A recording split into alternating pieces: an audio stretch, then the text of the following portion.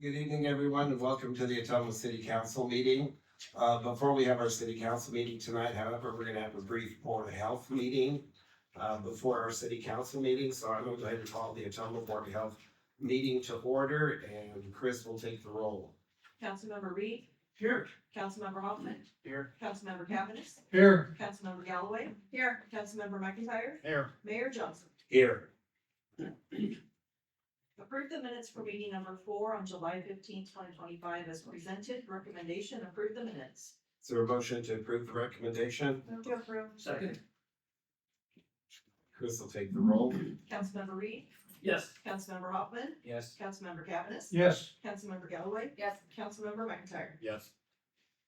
This is the time, place, and date set to consider condemnation of the structures on the property located at 604 Gladstone in the city of Ottumwa, Wapello County, Iowa. I'll go ahead and open the public hearing, and I believe, Jake, you're gonna handle this. Thank you, Mayor. Council, can you hear me? No. That button on the bottom, sir. It's a little red. I'm sorry. I muted it earlier. All right, thanks, Mayor. Good evening, council. The structure located at 604 Gladstone was placarded May 29, 2024. The property is placarded due to lack of utilities, dilapidated structure, conditions and nuisances on the property. This property has been mowed, secured, and had cleanups performed by the city contractors. The structure has been open to the elements and not secured on routine drive-bys. Very little interest has been shown in the property. The work that was done to the property was unpermitted and didn't stand the necessary inspections. There have been multiple missed inspections and there's no current repair plan or permission. This condemnation notice was served by certified mail, posting notice on the property, and in the Ottumwa Courier, and staff recommends go ahead and condemn this property. Does council have any questions for Jake regarding this property? Have you had any direct contact with the owner? They said what they're planning to do or want to do? So there was a secondary owner this side of Wyoming. She contacted us and told us she had no interest in the property and she didn't want anything to do with it. Other than that, that's the only contact, unless there's someone here tonight to speak.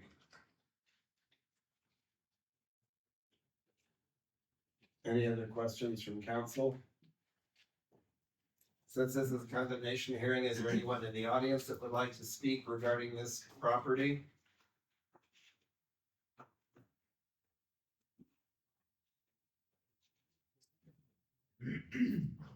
If not, I'd go ahead and entertain a motion to close the public hearing. Entertain the motion. Second. Chris will take the roll. Councilmember Reed, Yes. Councilmember Hoffman, Yes. Councilmember Cavanagh, Yes. Councilmember Galloway, Yes. Councilmember McIntyre. Yes. Condemn the structures located at 604 Gladstone, order prompt demolition, removal, and leveling of the lot, and direct all costs attendant to such actions, including administrative costs, to be assessed against the property and or collected from the owner or owners thereof. Recommendation, approve the condemnation of the structures located at 604 Gladstone. Is there a motion to approve the recommendation? Move to approve. Second. Chris will take the roll. Councilmember Reed, Yes. Councilmember Hoffman, Yes. Councilmember Cavanagh, Yes. Councilmember Galloway, Yes. Councilmember McIntyre. Yes. Thank you, council. Okay, if there's no other business before the Board of Health tonight, I'd entertain a motion to adjourn the Ottumwa Board of Health meeting. I make a motion. I'll second. Chris will take the roll. Councilmember Reed, Yes. Councilmember Hoffman, Yes. Councilmember Cavanagh, Yes. Councilmember Galloway, Yes. Councilmember McIntyre. Yes.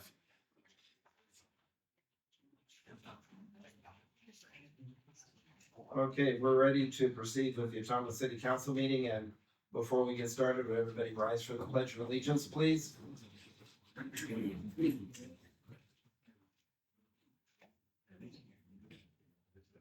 I pledge allegiance to the flag of the United States of America and to the republic for which it stands, one nation, under God, indivisible, with liberty and justice for all. Thank you. Your Honor, I see some people standing. We can check to see if there's any open chairs. There's some open chairs on front. There are a couple up front, and I have messaged Scott to bring some more chairs in as well.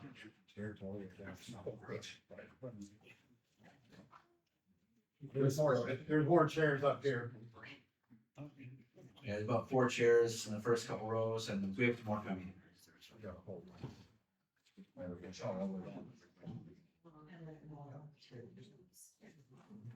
We have a great crowd tonight. I'd love to see this every council meeting. Great. Chris will go ahead and take the roll. Councilmember Hoffman, Here. Councilmember McIntyre, Here. Councilmember Cavanagh, Here. Councilmember Reed, Here. Councilmember Galloway, Here, Mayor Johnson. Here. The next item is to approve our consent agenda tonight, part 1. Is there a motion to approve the recommendation? move to approve. Second. Any further discussion? I would just like to comment, Your Honor, that I have reviewed this as over $276,000. That's to be expended by saying yes to consent agenda. And I feel like we need to know more about what's going on, where the money's coming from, what the product is.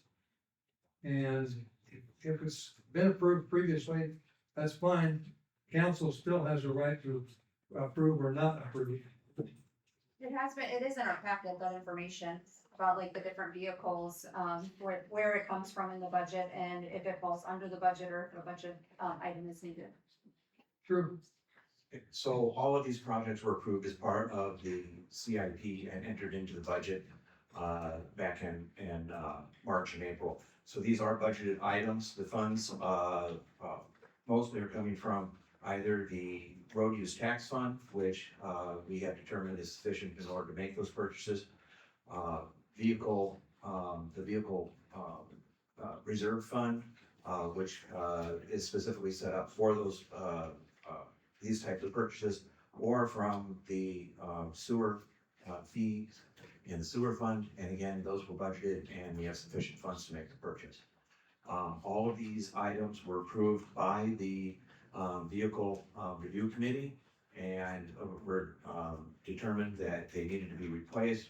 I do want to compliment staff for going out and not just taking the state bid. You know, the state bid allows us to purchase vehicles at a really great price, but by doing some research and asking around, they were able to actually come in and get vehicles under the state bid or comparable vehicles. And all of the requests are under the budgeted amounts. Yeah, I think that's great. Every one of them is under the budgeted amount. But I do think there's a lot of stuff there and you know, we just want to be transparent, you know, with the people so they know where the money's going, I think. Correct. And the reason why you're seeing this here is because we have tried to emphasize to the staff what has happened in the past is they sometimes delay the purchase to see, you know, how things are going. What we told them is if you got the budget, make the purchase. And so it's the first of the fiscal year, they went out, they did their research, and that's the reason why they're all on there right now. I don't expect to see this every meeting, Right. that type of thing. And in some cases, there's long lead times on getting some of the equipment, and so having it when they need it, they have to order it, you know, sooner rather than later. So there is that part of it too, and the full packets are on the city's website with the information, the staff summaries and identifying all of that information. It breaks down everything for you online. Yeah, and the fact that we did shop around, we don't have lead time on some of these vehicles because they're sitting on the lot. So that saves time. Also, if they're an outside, if we do the state bid, we gotta send 2 people up to Des Moines in a vehicle, do all the paperwork and bring them back home. So they're going to take a full half day away from work in order to go pick up a vehicle. With it being here in town, they're able to not have to worry about a whole half day. And all these funds are coming out of the general fund? No, sir. Or- No, sir. No, sir. None of these purchases come from the general fund. They come from either road use tax, sewer fees, or the vehicle reserve fund. Okay. Well, we got a lot of money, don't we? we have the money to cover these expenses. Budgeted.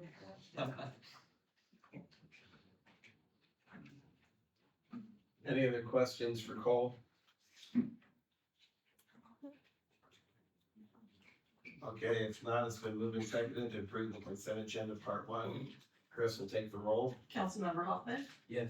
Councilmember McIntyre. Yes. Councilmember Cavanagh. Yes, Councilmember Reed. Yes. Councilmember Galloway. Yes. The next item is to approve our consent agenda part two. Is there a motion to approve the recommendation? Move to approve. Second.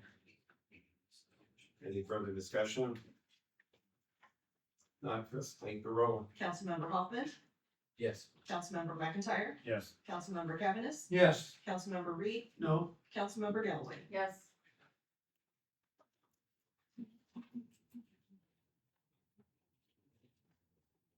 The next item is to approve our city council agenda for this evening. Is there a motion to approve? Motion to approve. Second. Any further discussion? Not, Chris will take the roll. Councilmember Hoffman. Yes. Councilmember McIntyre. Yes. Councilmember Cavanagh.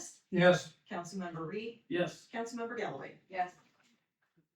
The next item on our agenda is the city administrator's report to the council and citizens of Ottumwa. So I'll turn it over to our city administrator, Phil Rudd.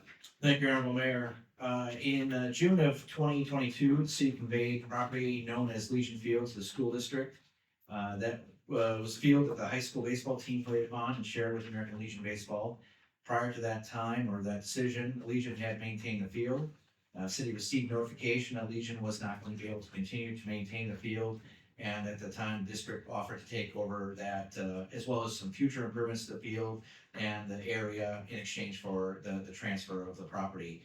And I believe that that has proven to be a successful partnership there. They've maintained the field and continue to have baseball both for high school and Legion. Recently, district has inquired about the possibility of expanding the area to incorporate high school softball and middle school baseball fields. So the one at the upper part there is the Legion Field. And this is one version of a potential plan with softball and middle school baseball. And you know, flip to the other one just kind of rotates those fields in a different direction. So there's still some possibilities, but the concept would at least provided to the city, and the park board has reviewed the possibility of looking at transferring this land in exchange for adding in those fields. I would say it's consistent with the overall Ottumwa Parks plan, keeping baseball, softball in this area. Later on in the agenda, the tennis courts that are in the, or is it tennis or basketball there? That's tennis, yeah. Will be on the agenda to follow the park board's recommendation to remove those tennis courts. And my understanding is that could be future parking. I know Superintendent Roy is here if there's any questions about the overall concept. But in general, what we're looking to do is partner in improving some of these fields and having them completed on a quicker timeline than what the city alone would be able to do. And then being able for them to maintain that area. So this is a general outline of what we're looking at. We would need to complete the survey or legal description of the property if this is something that city council would be interested in further pursuing. And we also look to have a conflict of interest waiver with Allers and Cooney between the school district and the city, since we both utilize them or have utilized them with work in the past. And they would help with identifying legal documents. Now, when I say sell the land, and it's a little scary, but similar to Legion Field, what we look to do is have some provisions in there, clawback provisions, as far as if the district was no longer going to utilize this for ball fields, that the city would be able to reclaim that property through a process. If they're looking to sell it outright and not maintain it or anything anymore, there was language in similar to the Legion agreement about purchasing it at the same price it was sold at. So it's not like we sell it for say $1 and then have to buy it back for $100 million. It'll be a dollar for dollar type transaction.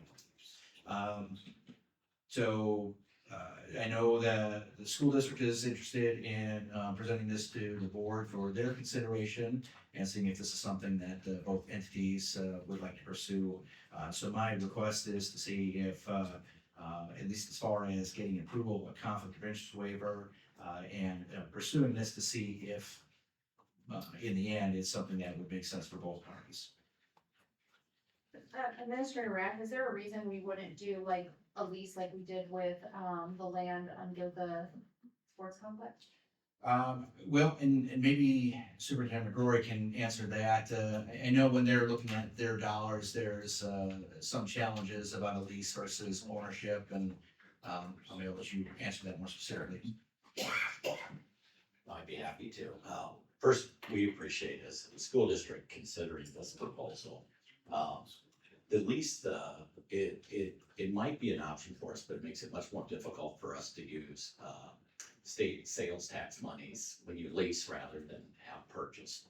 It's a lot easier to do that. I received a call from the Little League Baseball. Babe Ruth, right? Thank you, Babe Ruth. Babe Ruth. Have they been informed and in communication with everyone? They have been, we reached out to them when we started initially talking about this, because we've had a great relationship with Babe Ruth. We want to continue that. Okay. In fact, they're really excited if we did this, just because they would feel like their field would be upgraded.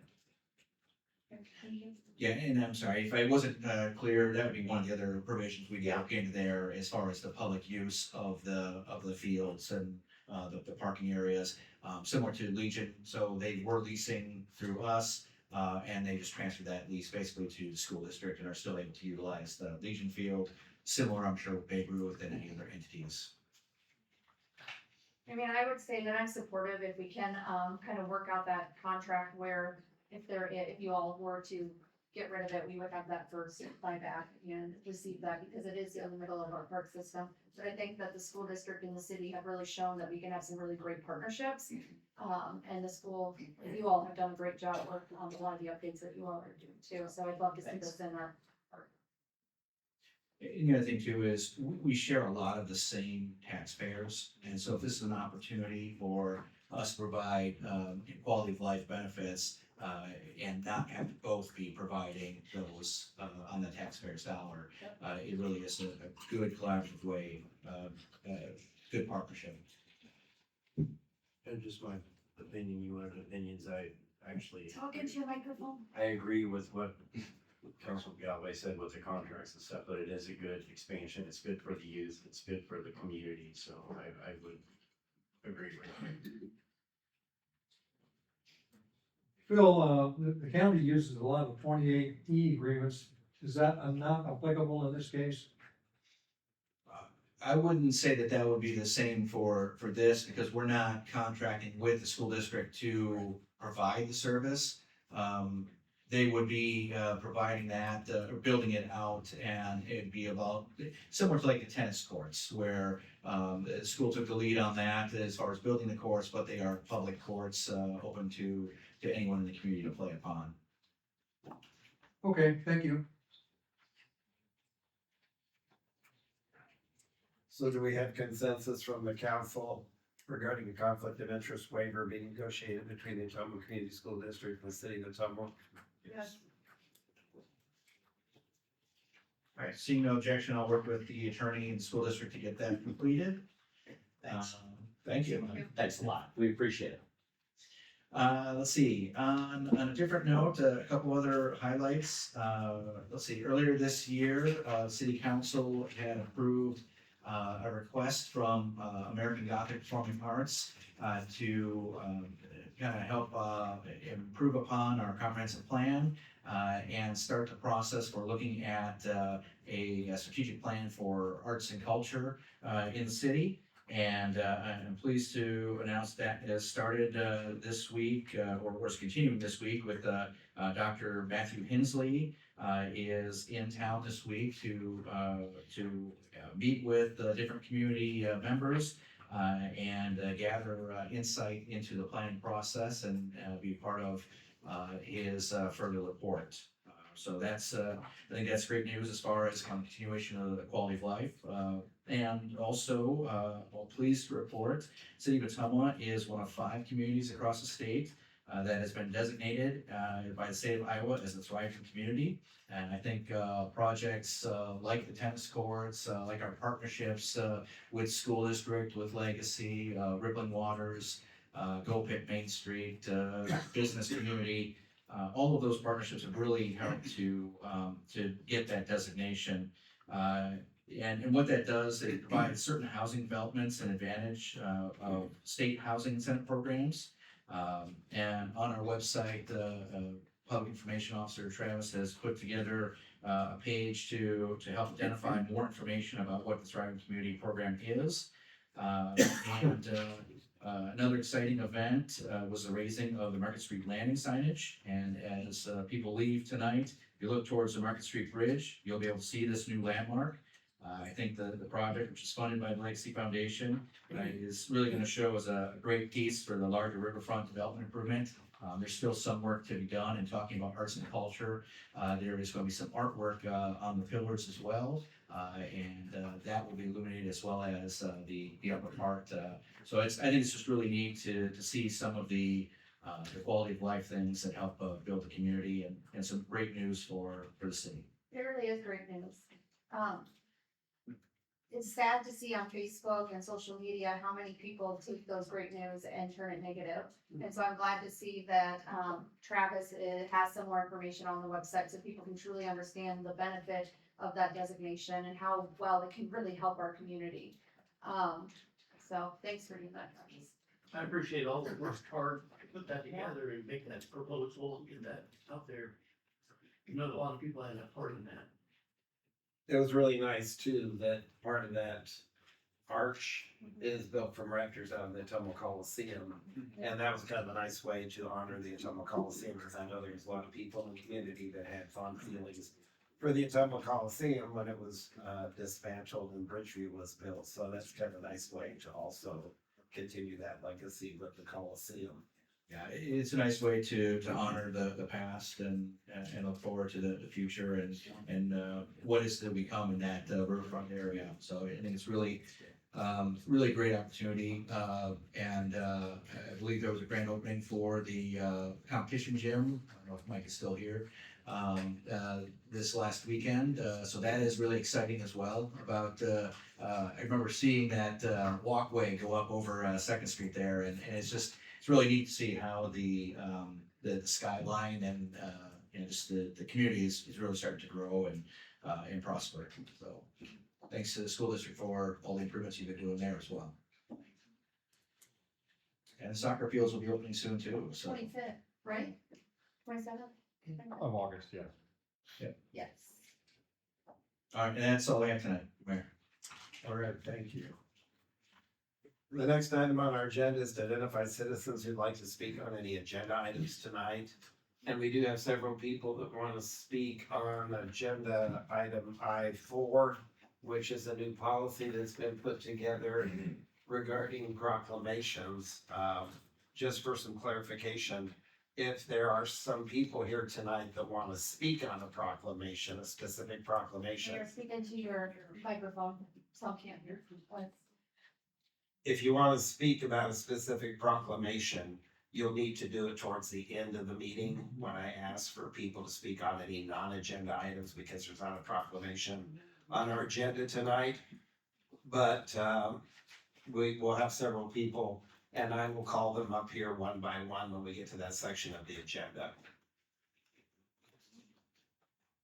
Did everybody turn in a paper that wanted to speak? Someone Yeah. raising. Yes.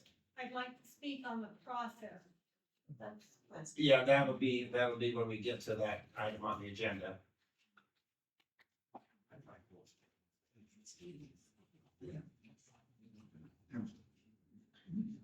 Okay, we have 5 public hearings tonight, and we'll start with those next. This is the time, place, and date set for a public hearing approving the plans, specifications, form of contract, and estimated cost for the Allison Avenue reconstruction project. I'll go ahead and open the public hearing, and our Public Works Director, Philip Bergmeyer, is gonna handle this. All right, thank you, Mayor. So this project will consist of the full width, full depth reconstruction of Allison Avenue from Maury to Asbury. Curb and gutter will be concrete with options for a concrete or asphalt insert. Bids will be received and opened by the city of Ottumwa on August 20th, 2025 at 2 p.m. The bid report and bid award recommendation will be presented at the city council meeting on September 2nd, 2025, or at a later date as determined by staff. The city budgeted $3.5 million for our street repair program in FY 26. This project will be paid for from those funds, and the estimated cost is $325,000. So, the project is Allison Avenue from Maury to Asbury. The selection process was, this was rated as a 1 out of 5, which is very poor, on a scale of excellent to very poor. It was one of a group of very poor streets that were kind of in the same neighborhood. Minneopa and Grace are scheduled to be reconstructed next spring. They're a little bit longer streets, and we didn't think we had time to finish those before it got cold, so we picked the shortest one, gonna do that this fall, and then do the next 2 in spring. And also the sewer main was in good condition, and the water main is brand new, was just completed this spring. Existing street is not very good. You can see some of the potholes and everything on there.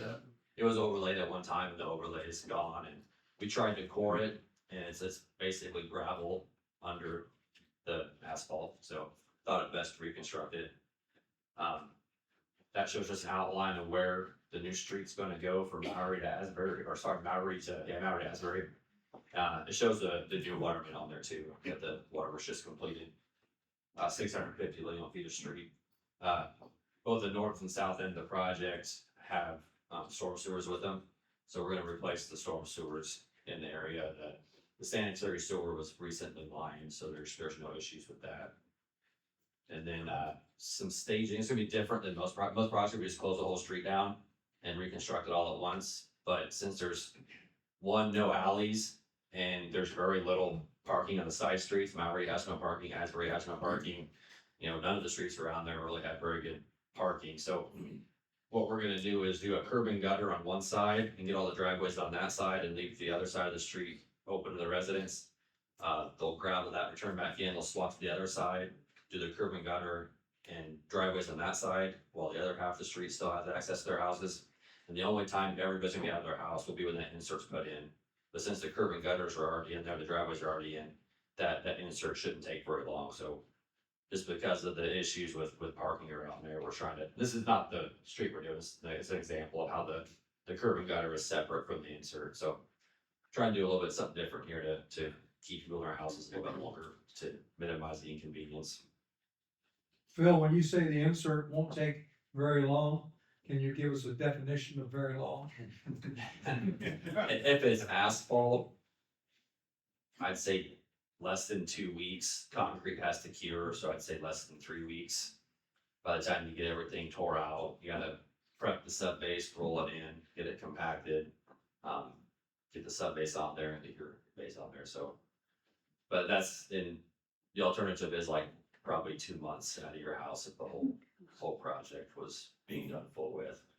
You will pay, we're gonna end up paying a little more for the street, because it's cheaper to pave it all at once, but I think it's worth the extra cost to Have we, people out here. have we talked to the residents on this street, and how are we gonna notify them of this? We have, once the bidding is done and we have a better idea of the timing, we'll send letters to every homeowner on the street, and we'll have like a pre-job meeting explaining to them the process, what's gonna happen, you know, what to do with your trash, what to do with your mail, you know, how the staging's gonna go. And the contractor's usually there to kind of give them a better idea on timing. Okay, thank you.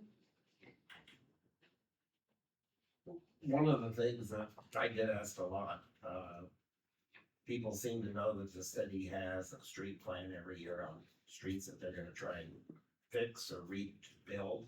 Can you just real briefly explain how you determine what streets are gonna be included in each year's paving plan?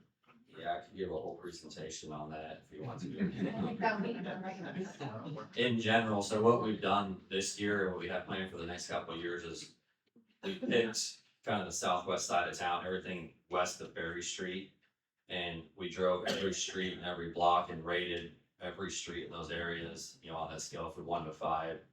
And we're trying to get into a neighborhood and get all the streets that need help done at once, and then move to another neighborhood, try to move through town that way rather than jumping back and forth. We think it'll be, we'll save money in the long term because contractors like working in the same spot. And you'll see our next project coming up, we can do multiple similar projects at once and kind of save money that way. So we're starting on that southwest side of town. All the sewer's been separated. A lot of the sewer's been lined, so there's a lot of underground left to do. We can just worry about what's on top of the ground, not have to spend street funds fixing sewers and stuff as well. So that's how we did it. I can give a presentation here later on that whole process. Okay, thank you. Does council have any questions for Philip regarding the Allison Avenue reconstruction project? The area that you're going to be working on, not necessarily the Allison, but the western part of the area down there. Would you be able to get a picture of that and highlight those streets as it won't be replacement or repair? Yeah, I can give like, in one of the next couple council meetings, I can give a presentation on what we've done for the selection process. So it's a newer way to do it. We haven't done it before, but we thought it'd be a better way to moving forward to do it this way. Probably won't take much of your highlighter to fix the ones that don't need to be repaired, but it would be interesting to see. Okay. We do that. Council have any other questions for Philip regarding this project? Since this is a public hearing, is there anyone in the audience that would like to speak on the Allison Avenue reconstruction project?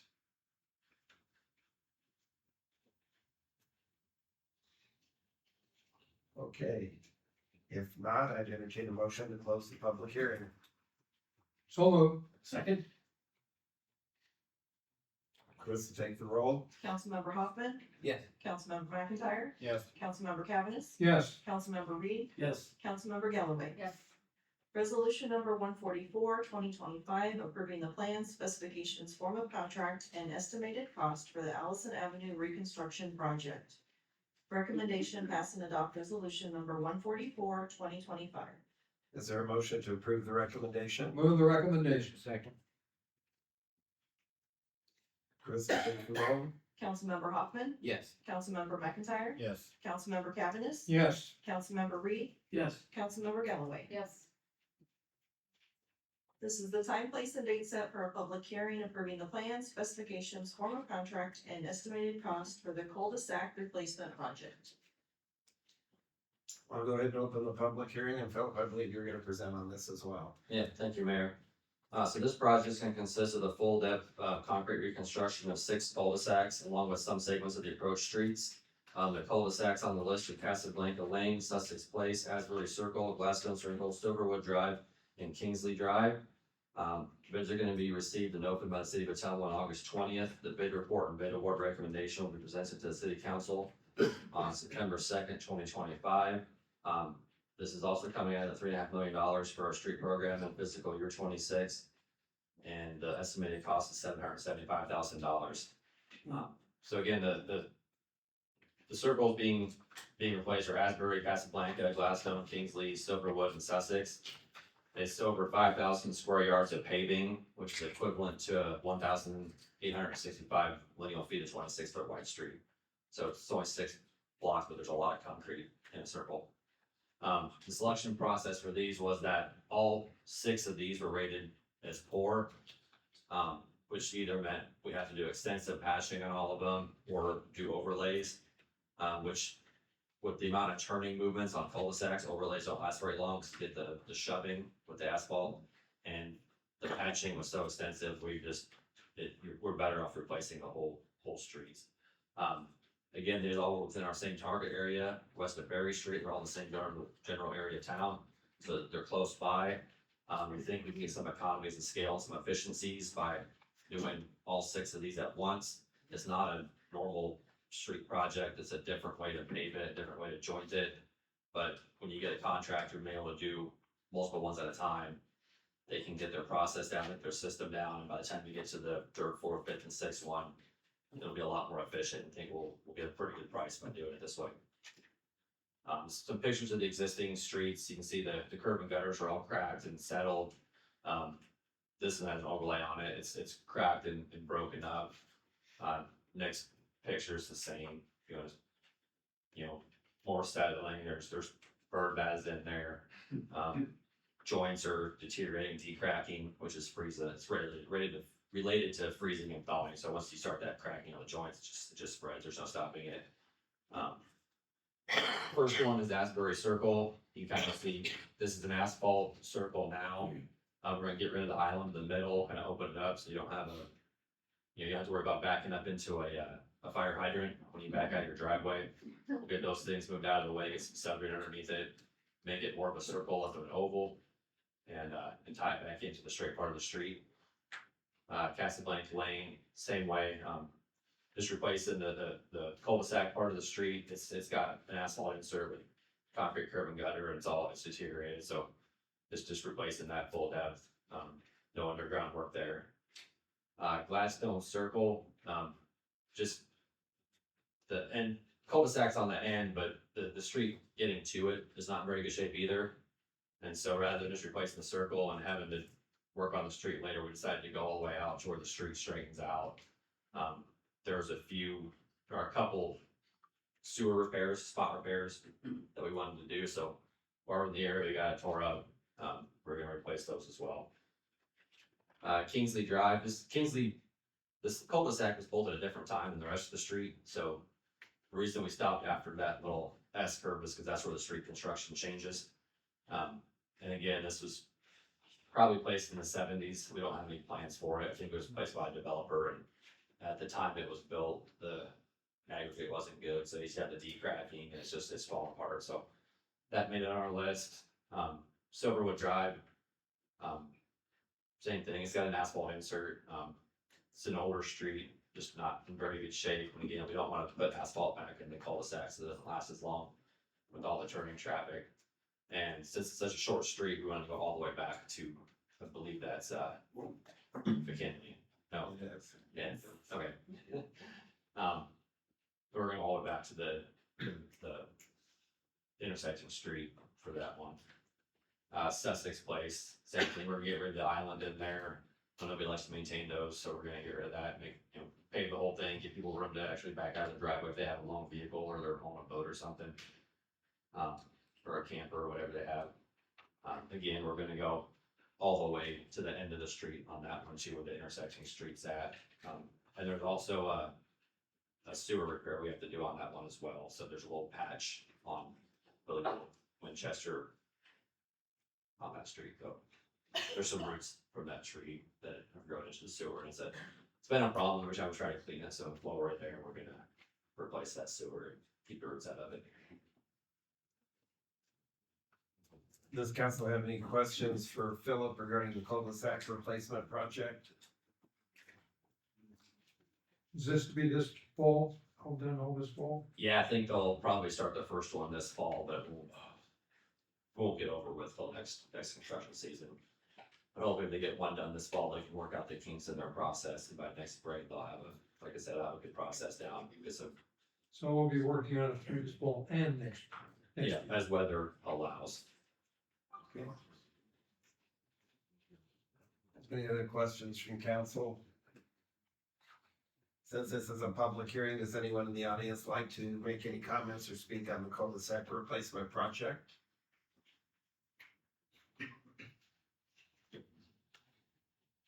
Okay, if not, I would entertain a motion to close the public hearing. Motion to close. Second. Chris, take the roll. Councilmember Hoffman, Yes. Councilmember McIntyre, Yes. Councilmember Cavanagh, Yes, Councilmember Reed, Yes. Councilmember Galloway. Yes.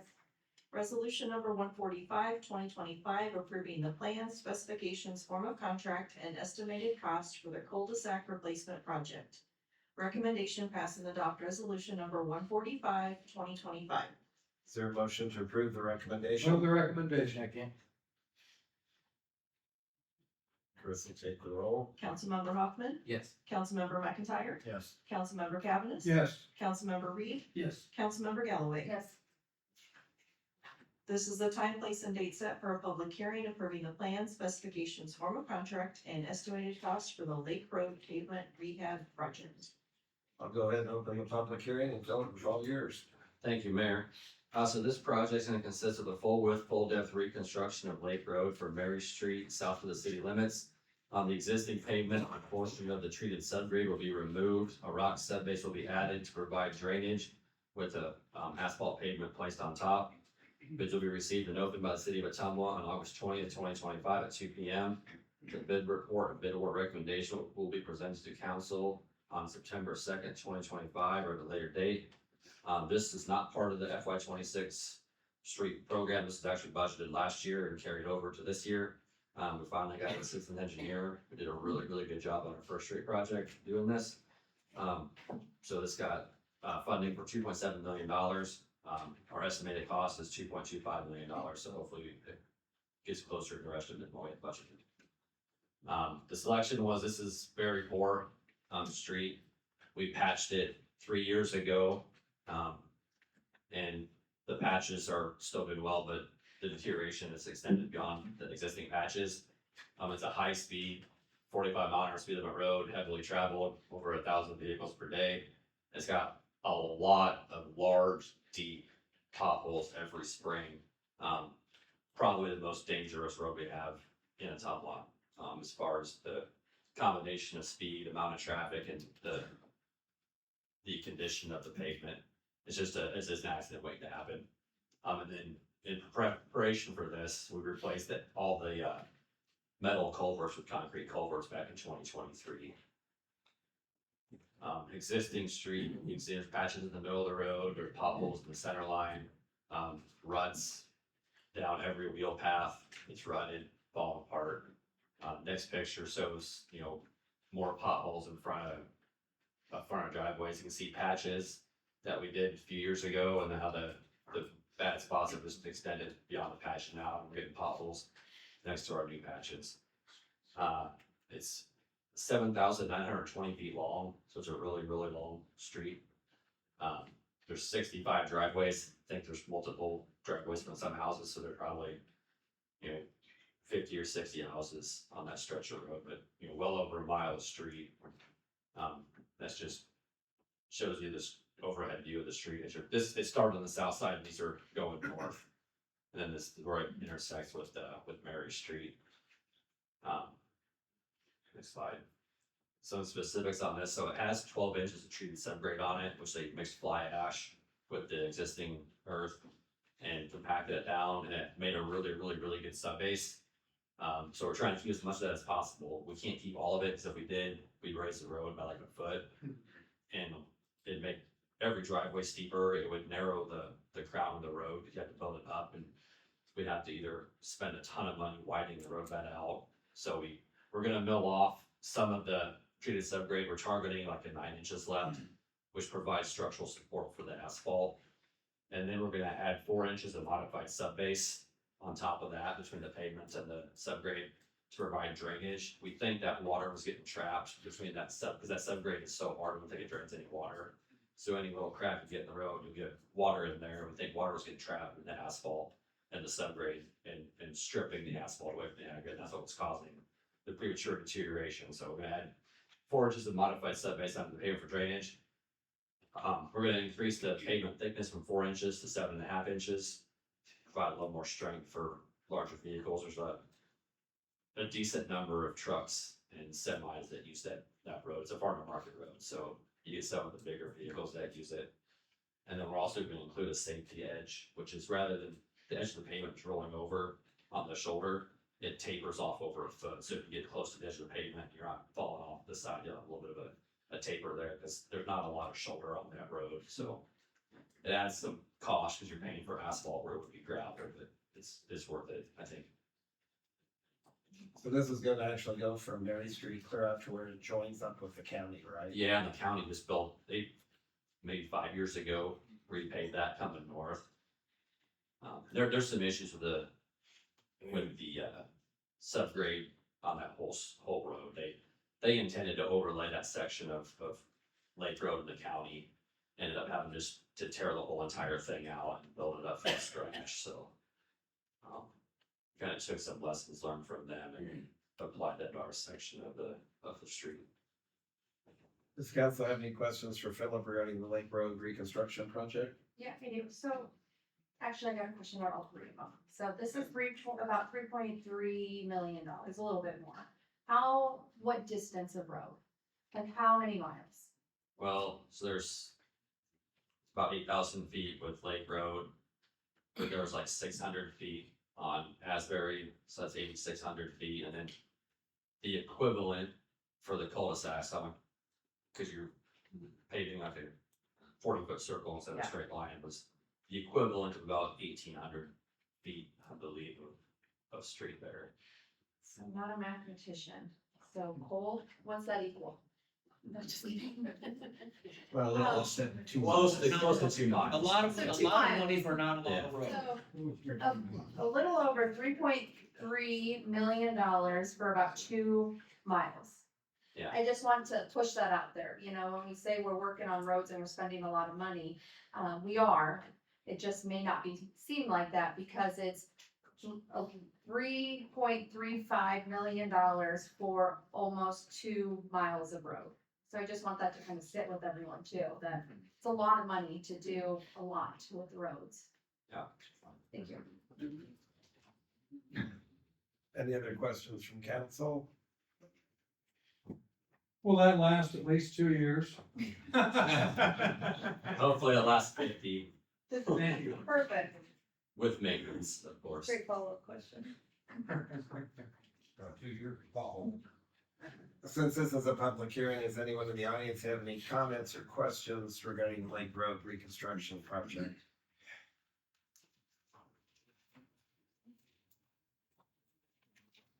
Okay, if you're not, I'd entertain a motion to close the public hearing. Move to close. Second. Chris will take the roll. Councilmember Hoffman, Yes. Councilmember McIntyre, Yes. Councilmember Cavanagh. Yes, Councilmember Reed, Yes. Councilmember Galloway. Yes. Resolution number 146, 2025, approving the plan, specifications, form of contract, and estimated cost for the Lake Road pavement rehab project. Recommendation, pass and adopt resolution number 146, 2025. Is there a motion to approve the recommendation? move the recommendation. Second. Chris will take the roll. Councilmember Hoffman, Yes. Councilmember McIntyre, Yes. Councilmember Cavanagh, Yes, Councilmember Reed, Yes. Councilmember Galloway. Yes.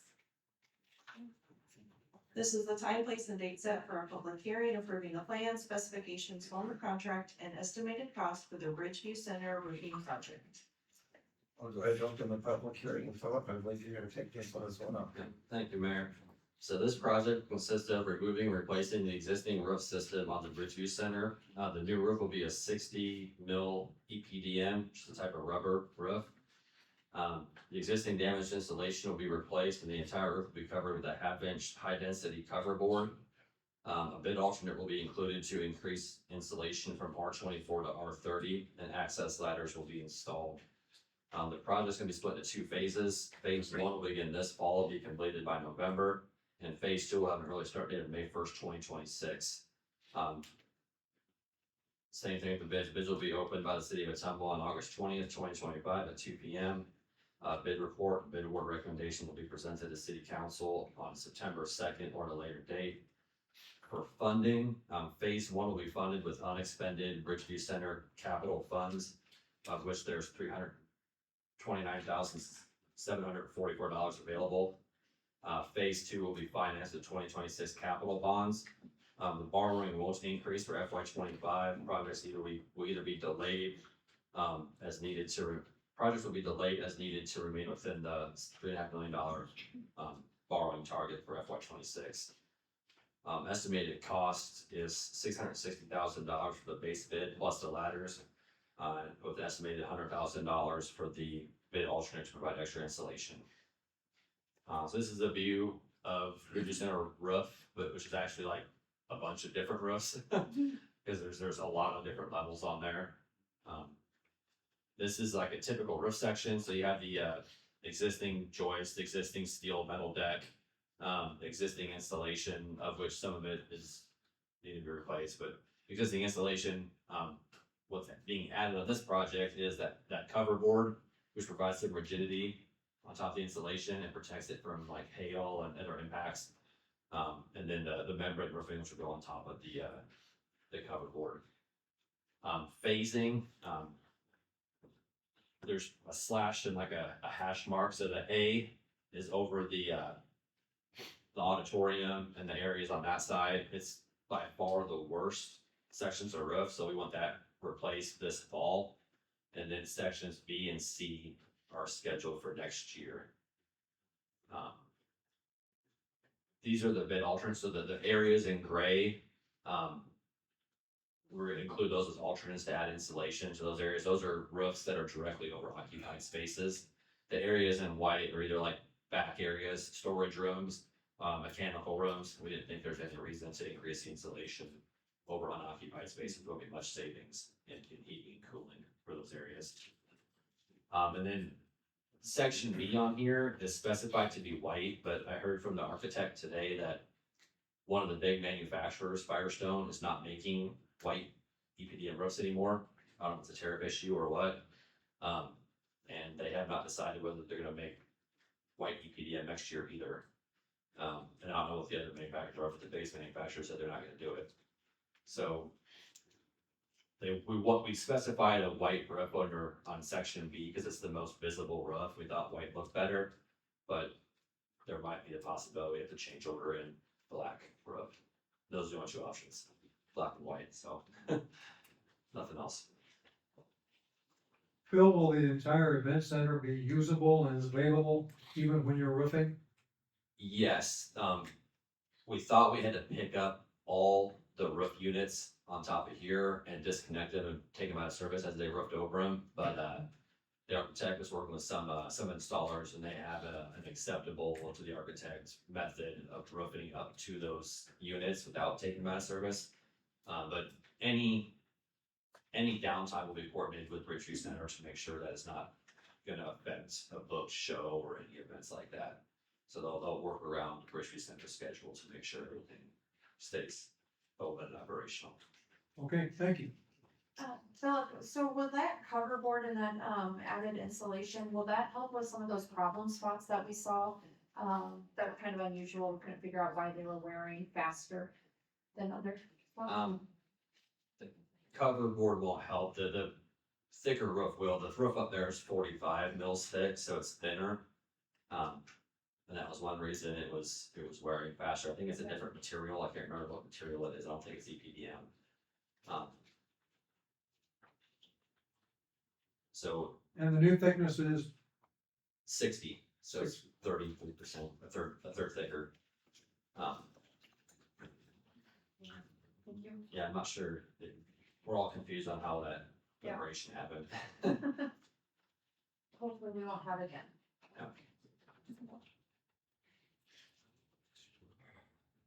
How would you characterize this new roof for Bridgeview? Would you say it's kind of middle of the road or is it upper end? I'd say it's middle of the road, like a standard commercial roof. I think that's why the cost came in. Our initial guess on cost was a lot higher than 660,000. So I think the size of the roof helped, but also the fact that it's just a standard roof section of nothing real crazy or different about it. So it's something people are familiar with and can build with experience. What kind of warranty would come on a new roof like this? Usually 20 years is standard, 20-year watertight warranty. Not that they last 20 years, but that's what the warranty covers. And Bridgeview's over 20 years old now, so. I believe so. Who watches those warranties to ensure that we're checking the roof to make sure that we're getting the repairs done that are needed during the warranty, especially. For the roofs like we did at, water pollution control, we just keep them in engineering, and if there's ever a problem with the roof, we always have a copy of it in our files. Great, thank you. Does council have any more questions for Philip regarding the roof project for Bridgeview Center? The overall time will be about a year. Full, Yeah, the target completion date will be July 30th of next year, so we have to gap it like that because of funding issues, we can't fund, we don't have enough money to replace the whole roof this fiscal year, so that we have to wait till FY 27 to finish. I'm sorry, FY 27. okay, thank you. Since this is a public hearing, does anyone in the audience like to ask questions or make any comments regarding the Bridgeview Center roof project?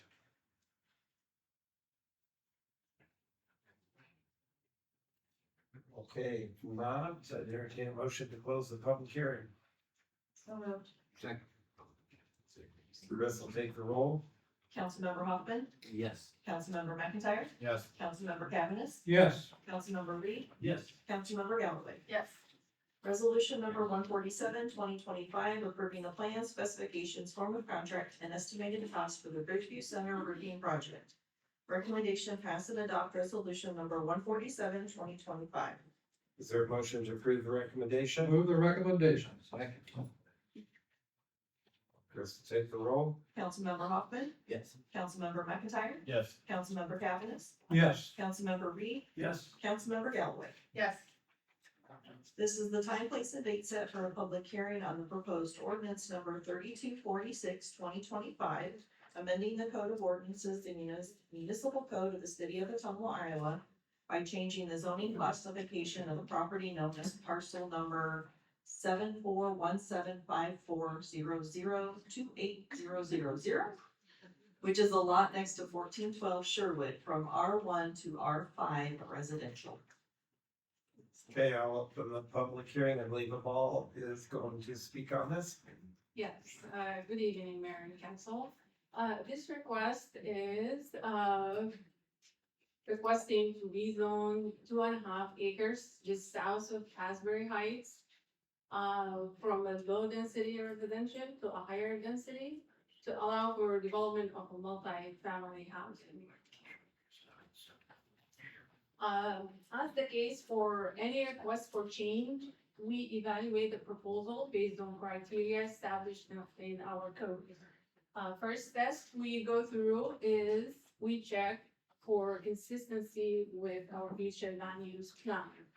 In this case, proposal is the area proposed here for rezoning is designated as CC, community commercial use, which allow for mixed use of a residential and commercial. So therefore, the proposed change is consistent with our future land use plan. The second test is we check for alignment and consistency with our comprehensive plan goals. The proposed will give us the opportunity for diversifying our housing stock because it directly supports the goal, number 2, in material housing, which is growing more housing categories. And it will help us advance our Mission 500 goal. The third test is we check for compatibility with the surrounding development. As you can see here in the map, the area is in the middle of a mixed use ranging from high intensity shopping to your right, a commercial mixed use right to the north, and lower density to your left and south. So this proposed action can act as a transitional use from higher intensity to lower intensity. The fourth test is potential for hardship or nuisance. project is technically a phase 2 of an existing housing development, which is Asbury Heights. And expected traffic generated, it would be typical of that of a residential pattern. Fifth test is availability of public utilities, which is checking for the demand demand for significant infrastructure improvement by the development, and in this case, it will be served by an existing utilities. There is no need for more investment in infrastructure to make it happen.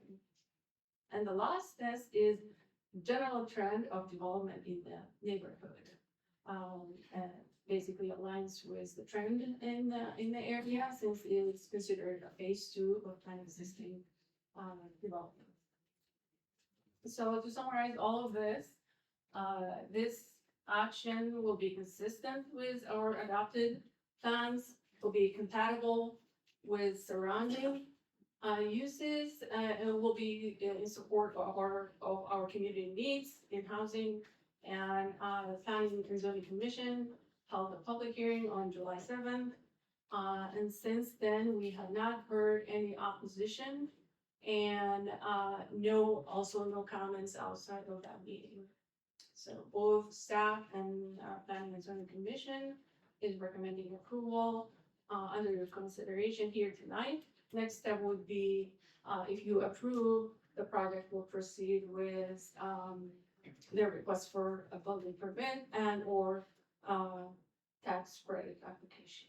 And I have the over here, if you have any questions, and regarding this proposal. Do we have a contractor or multiple contractors who are indicating they want to build in this project?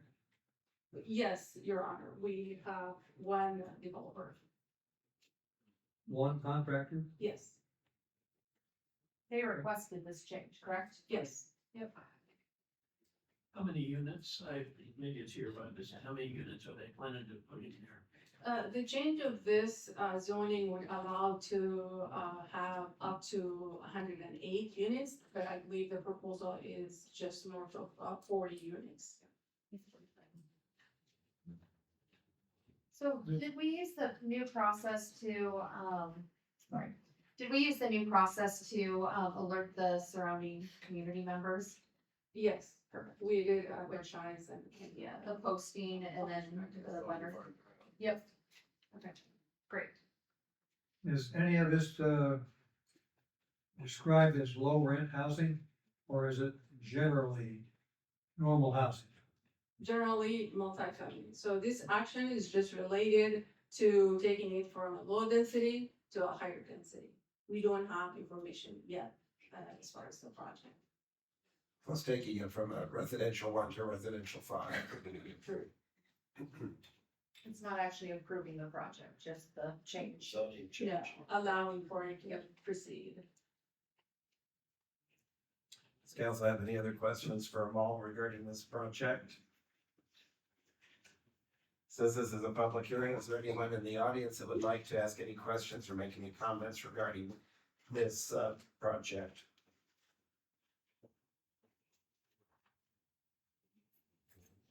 Okay, if not, I would entertain a motion to close the public hearing. So moved. Second. Chris will take the roll. Councilmember Hoffman, Yes. Councilmember McIntyre, Yes. Councilmember Cavanagh, Yes. Councilmember Reed, Yes. Councilmember Galloway. Yes. Ordinance number 3246, 2025, amending the code of ordinances by changing the zoning classification of a 2.5 acre parcel next to 1412 Sherwood from R1 to R5. Recommendation plus the first consideration of ordinance number 3246, 2025. Is there a motion to approve the recommendation? Move to approve. Second.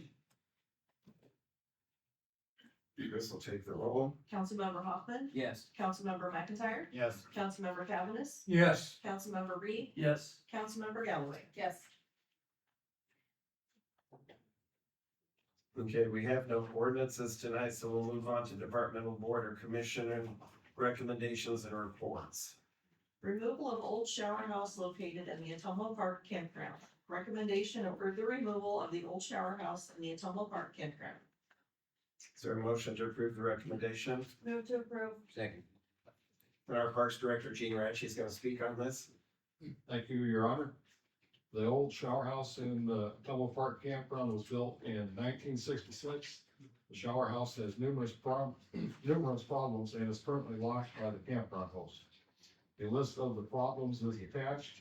The old shower house is no longer needed since there is a new shower house in the Ottumwa Park campground. The removal of the old shower house was approved by the Ottumwa Parks Advisory Board at their meeting on June 10th, 2025. And the removal of the old shower house will be a fall and winter project for the parks employees. Does the council have any questions for Gene regarding this project?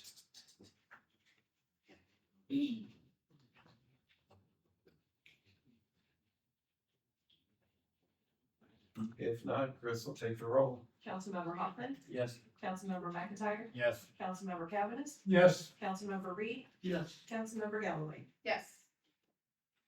Removal of the tennis courts in Ottumwa Park. Recommendation approve the removal of tennis courts in Ottumwa Park by the Parks and Recreation Department. Is there a motion to approve the recommendation? Move to approve. Second. Chris will take the roll. Oh. All right, Mr. Ratchey. Thank you, Your Honor. The 6 tennis courts in Ottumwa Park were built in 1973 and are beyond repair. There is currently about 1,500 linear feet of cracking, which has made them unplayable. These courts have been replaced by the new courts located east of Ottumwa High School, which are now open to the public. Removing the 6 Ottumwa Park courts will create more open space for the future development of baseball and softball fields in Ottumwa Park. The removal of the tennis courts was approved by the Ottumwa Parks Advisory Board at the meeting on June 10th, 2025. And the tennis courts will be removed by the parks employees as a fall and winter project. Does the council have any questions for Gene regarding the removal of the tennis courts in Ottumwa Park? Gene, the only question I have is, of course, Amy taking up, in the process of taking those up, since that is kind of in the middle of the park, so it'll look nice and neat, correct? It won't be, you know what I mean, like kind of junky or, so I guess since it's a future, we're gonna use it in the future, will it be maintained like a field until then, so it's not constantly torn up? That's the plan. After it's all removed and the sub base is removed, then we'll grade it and seed it. So we'll have grass growing there. It'll look like it's part of the park until the future development takes place. Thank you. Gene, your staff really can do it all. You guys put playground equipment together, you remove tennis courts. I mean, you have some talented staff. We have some dedicated talented staff, and you're right, we can do it all. And they don't all swim. No. So if you have any questions for Gene? If not, then Chris will take the roll. Councilmember Hoffman, Yes. Councilmember McIntyre, Yes. Councilmember Cavanagh, Yes. Councilmember Reed, Yes. Councilmember Galloway. Yes. Thank you, Gene. Water Pollution Control Facility crane truck number 20 and work truck number 45. Recommendation approved disposal of crane truck number 20 and work truck number 45 from Water Pollution Control Facility fleet through online auction. Is there a motion to approve the recommendation? Move to approve. Second. Okay, Mr. Burtmeyer. Alright, thank you, Mayor. So this is to sell crane truck number 20. It's a 2008 Ford F-550 with a mechanics box and a crane. This truck was replaced with truck number 114 that was built and purchased in the last fiscal year. Work truck number 45 was replaced by work truck number 121. But in the time since the purchase of the replacement trucks, the city changed the policy that we have to get anything approved for that. We had to get approval from council to sell anything over $5,000. Not sure truck 45 will bring 5,000, but thought better safe than sorry. Both trucks will be sold through online auction, which is our normal disposal process. And there's no money in the city that can use using those vehicles, so. Does council have any questions for Philip? Are either one of those trucks usable, not by us, but if anyone was interested? Are either one of them functional? Usually if like a truck is usable, we'll pass it down, or we have like a non-replacement fleet that will put vehicles in that are just there as spares, but 45 wasn't good enough for that. And then our crane truck, the crane itself was bad, it wouldn't lift anymore, there's problems with the hydraulics, and it cost too much to fix, so there's Okay. really no use for it. Thank you. So you dispose of that with an online auction? Yeah, Do you have an idea of what the equipment's gonna bring? we think we do, but then like somebody will bid either way more or won't bring anything, we think it's worth something, so it's It's only just, Jason it's a, Bell. yeah, it's a roll of the dice, yeah. We had a guy from Mexico buy a fire truck one time, that paid like way more than we thought he'd pay for it, but showed up, picked up and drove it away, so. Just never know. Any other questions for Philip from council? If not, Chris will take the roll. Councilmember Hoffman, Yes. Councilmember McIntyre, Yes. Councilmember Cavanagh, Yes. Councilmember Reed, Yes. Councilmember Galloway. Yes. Okay, the next item on our agenda is resolutions. We have 7 of them tonight, so we'll start with those. Resolution number 137, 2025, accepting grant offered for Airport Improvement Program project at the Ottumwa Regional Airport for the apron and taxiway improvements. Recommendation pass and adopt resolution number 137, 2025. Is there a motion to approve the recommendation? Second. Okay, Mr. Eaton. Thank you, Mayor and Council. The Federal Aviation Administration has awarded an AIP grant for $465,090 for 48% of their 95% funds that they're giving the airport district for a project. This will be used for apron and taxiway improvements at the airport. The total funding for this project from the FAA is $972,572, or 95% of the total project cost. Staff recommends accepting the grant, attaches a copy of the grant also for your approval. And these funds cannot be used for street repair projects. We think. Thanks, Jamie, I appreciate that. Does council Are you sure of that? questions? Does council have any questions for JD regarding this project? He answered mine. We have funds in the airport to match the 5%. Yes, we do. Any other questions or comments from council? Okay, if not, Chris will take the roll. Councilmember Hoffman, Yes. Councilmember McIntyre, Yes. Councilmember Cavanagh, Yes. Councilmember Reed, Yes. Councilmember Galloway. Yes. Resolution number 138, 2025, accepting the grant offer for Infrastructure Investment and Jobs Act, IIJA Airport Infrastructure Grant at the Ottumwa Regional Airport for the apron and taxiway improvements. Recommendation pass and adopt resolution number 138, 2025. Is there a motion to approve the recommendation? Move the recommendation. Second. Chris will take the roll. Do you want Oh, to wait. I'm gonna talk about it first. Yes. So this one's better than the last one. This one here's 52% instead of just the 48. So the Federal Aviation Administration has awarded an IIJA grant, which used to be known as the Bill Grant. And it's for $507,482, or 52% of that 95% funds, which we talked a little bit on the last one with the, it's the $972,572 for that 95%. Absolute Concrete out of Granger, Iowa, did have the lowest bid, and once this is approved tonight and everyone signs off on it, then hopefully we can award the bid yet this fall, so. Does council have any questions for JD regarding this project? But once again, this cannot be used for city street projects. Man, you're hard, man. Any questions or comments from council? How many bids did you get? Can you tell me? 5, I do believe. Good. No other comments or questions from council? Chris will take the roll. Councilmember Hoffman, Yes. Councilmember McIntyre, Yes. Councilmember Cavanagh, Yes. Councilmember Reed, Yes. Councilmember Galloway. Yes.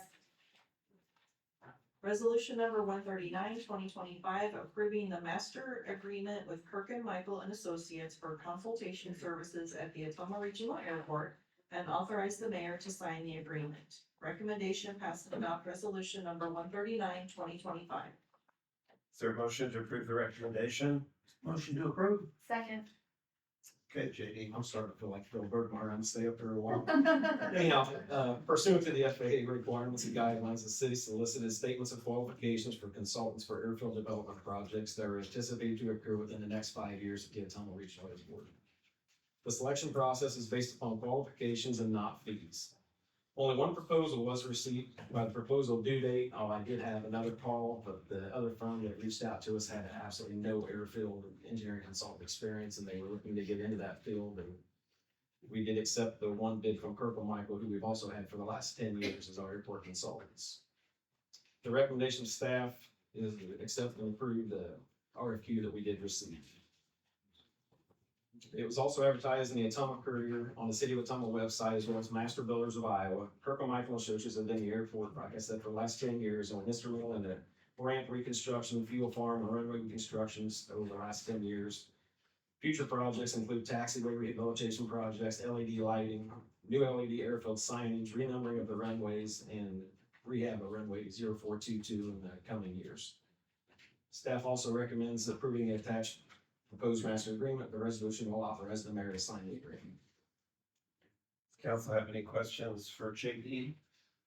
I also have Eric Johnson and Alexa Hazelton here from Kirk and Michael, if he has any questions for those. I would just say, so reading through the contract, there, I don't wanna say that now that they're here, but, their rates are actually reasonable, like, even their growth, it's like. When you look at what their contract was 5 years ago to where it's at now, Appreciate it. obviously they've increased because it's been 5 years, but 100%. it is. And this is not off of fees, it's off of requirements, and Yeah, I can say we wouldn't be where we are today with the projects we've had done out there in the last 10 years without these folks, so That's they awesome. do a great job for us. We've had daily conversations multiple times a week, sometimes multiple times a day, it just depends on the situation, so. So you've had a good 10-year working Oh, relationship. yeah, absolutely. The 4 years I've been in the position I'm in, and the prior 6 years that they were there when I was a maintenance worker at the airport, they've always helped with anything they needed, so. well, it's good that we can continue that working relationship. Does council have any questions for JD? Keith, you're thinking. Keep your mouth closed. Any questions or comments from council?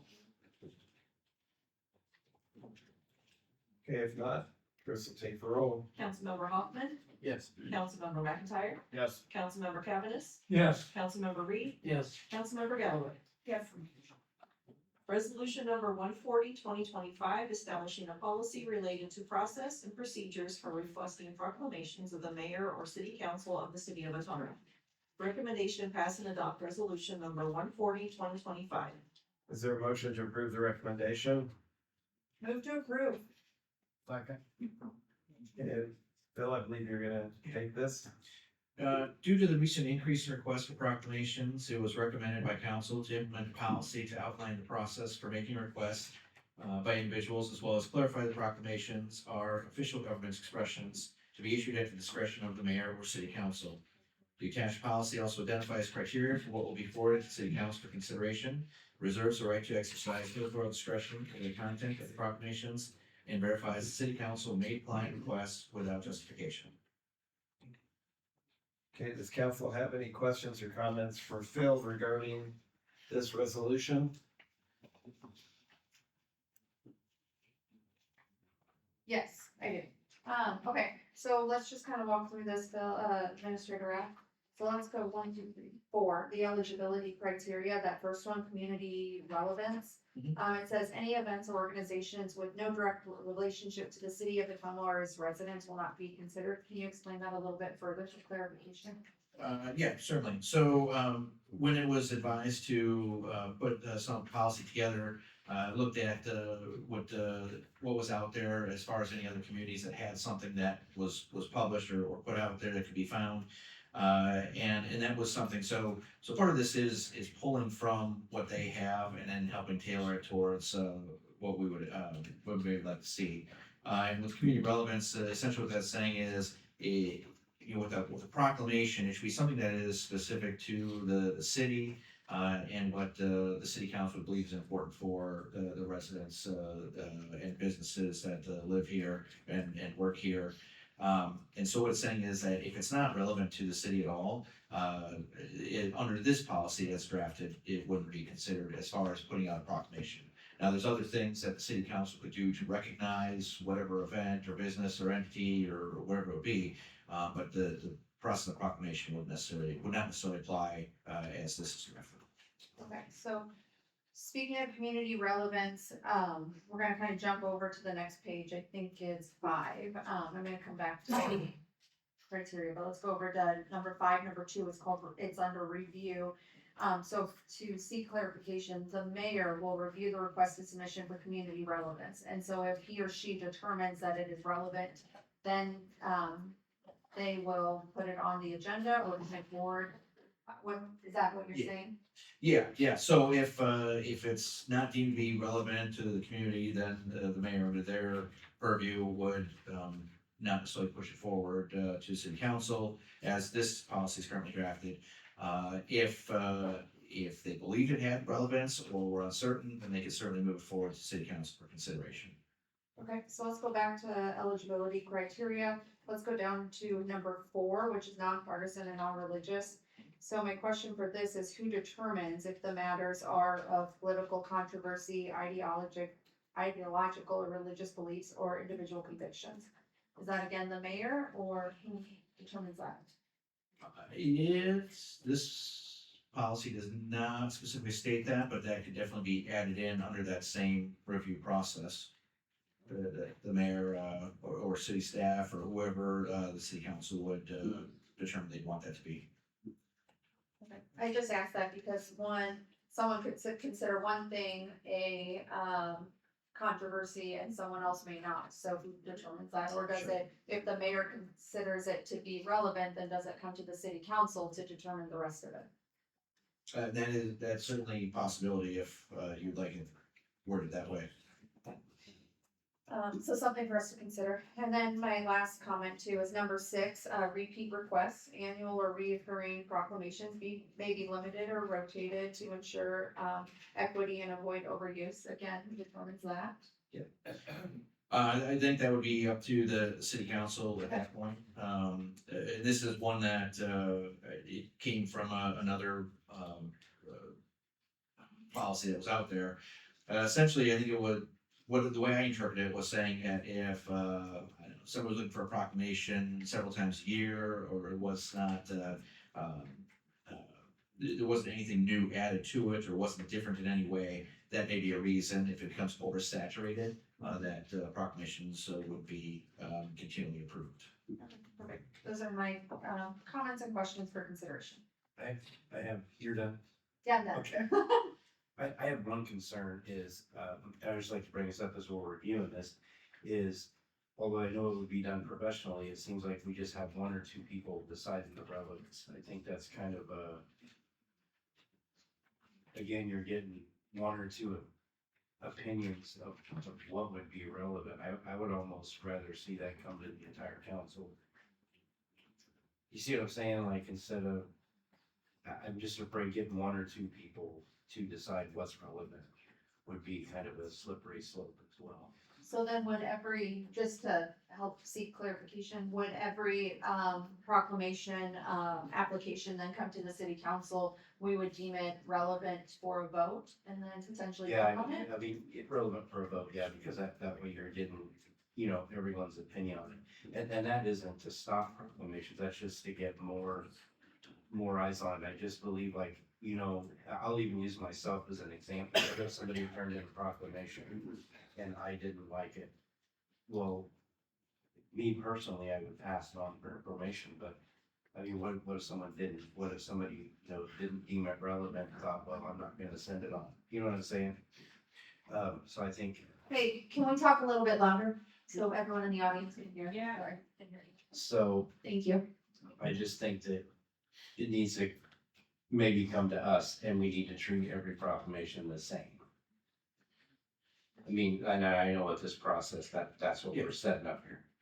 And that's that is what this was looking at as far as, not having it be only a staff discretion, but having somebody that has, that is elected, that's responsible to the citizens, and proclamation process is one of those things that is charged to the mayor, and I think that's why it was maybe pulled initially that the mayor would make that discretion. They're elected to kind of be responsible for the entire public and what's in the best interest of the public. And the mayor could definitely, talk with the council members at their discretion about any particular, and that's one of the things where it has 30 days in advance, so 30 days or more, there's an opportunity to have some of those conversations if there was any uncertainty or thought to that. I think it adds a little bit more, we'll say, a teeth to the role of mayor. They don't get to vote at the council meetings, so this is a way for them to have maybe a little more in the process.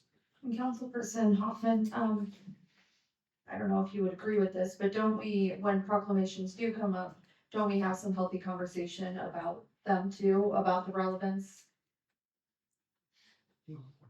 I think sometimes we do, yeah, but I don't wanna make a policy that stops that. Yeah, I would That's what agree. I'm saying. Yeah. What? Thinking out loud. Okay. I would have no problem. Mayor, can you speak into your mic so everyone can hear? Yeah, I would have no problem, with the council, determining the eligibility criteria, because they're eventually gonna have to be the ones that determine the approval of the proclamation. And I don't want anything I said to be misconstrued as that I don't trust Mayor Johnson. I think Mayor Johnson's a great mayor, so I don't want that. I just,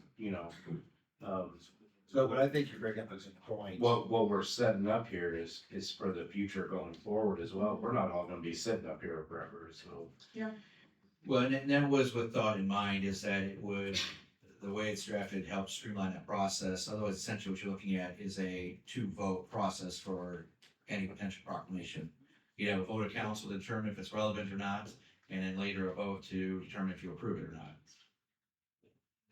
So a question I had about some wording there, it says a proclamation is a ceremonial document, referencing an official expression of the city government. But then later on the restrictions, it says no proclamation shall be considered an official endorsement by the city. That's confusing to me. And I know the administrator, we talked about that a little bit. I guess you could describe. Yeah, so I think there's a difference. When a proclamation is approved or passed by the city council, it is, it's signifying that is the words of the city council and therefore the city, but it doesn't necessarily mean that it's endorsing whatever the proclamation would be endorsing. So you can approve a proclamation for something without it being an endorsement of it.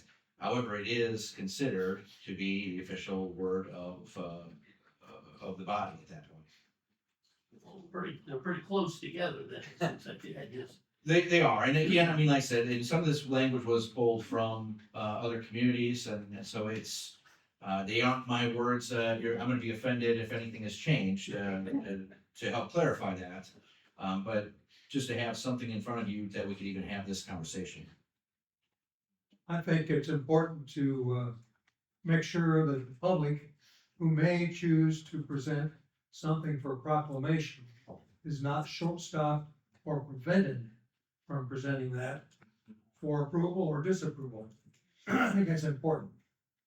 Well, and I think there's a difference between anybody in the community presenting something before the city council and it becoming an endorsement of the city council, or, that you're approving that in your words.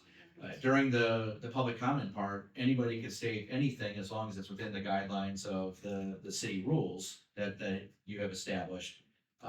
And they're entitled to, support or proclaim anything that, they feel. It doesn't necessarily mean that you as an elected body feel that same way. And when you approve a proclamation, that is essentially what you're doing, is saying that you support, the body at least supports whatever it is that you're supporting. Whether it's a 3-2 vote, a 5-0 vote, whatever that is, that's becoming the words of the city at that point. Even if I look at it, so when a proclamation comes, I understand we need to review it, but, the way I look at it, and please, I want input if I'm looking at this wrong, is if you take the subjects away for a proclamation, if it's legal what the group is doing, or it's, I don't wanna get us, paint ourselves into a corner where we decide what's right. You know what I mean? Like, I don't wanna say to one group, you can do something, then say to another group, we're gonna change it for you. That's my concern. I mean, Yeah, and that's the point of the proclamation. You're saying that you're approving that, and that's the words that you're putting forward. So if it's going to be different from one group to another group, is that a proclamation then?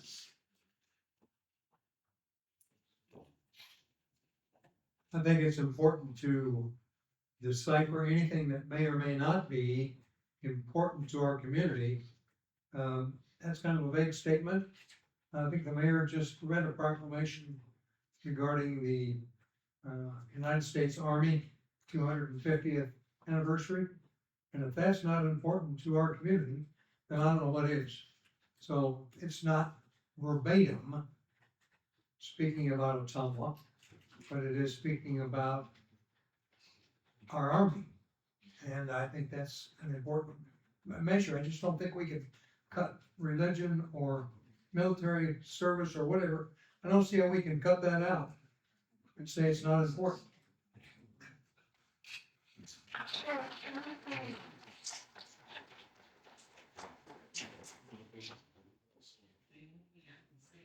So a couple of things. So I think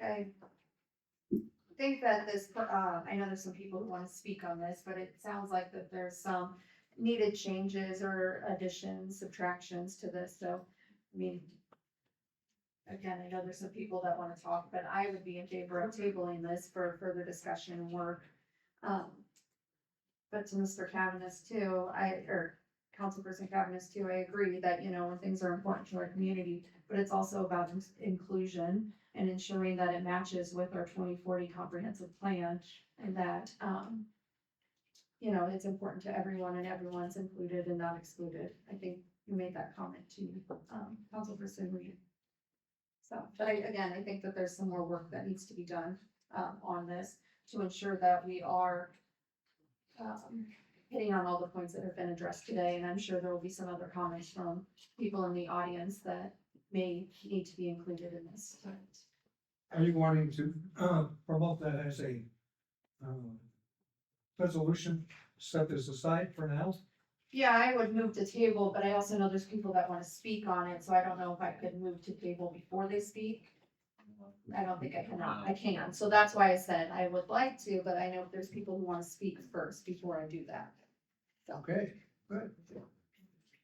Does council have any other comments or questions before I open it up to people who've requested they'd like to speak on this item?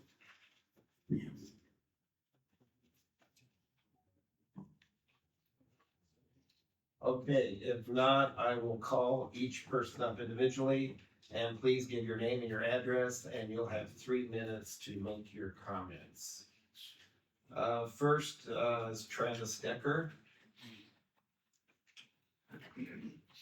All right, thank you, Mayor, City Council. My name is Travis Decker, 719 Glenwood Avenue. And I want to talk to the timing of this, and many people very quickly noticed the wording's ambiguous. I believe it's because it's rushed. I want to talk about what led up to this and my feeling on that.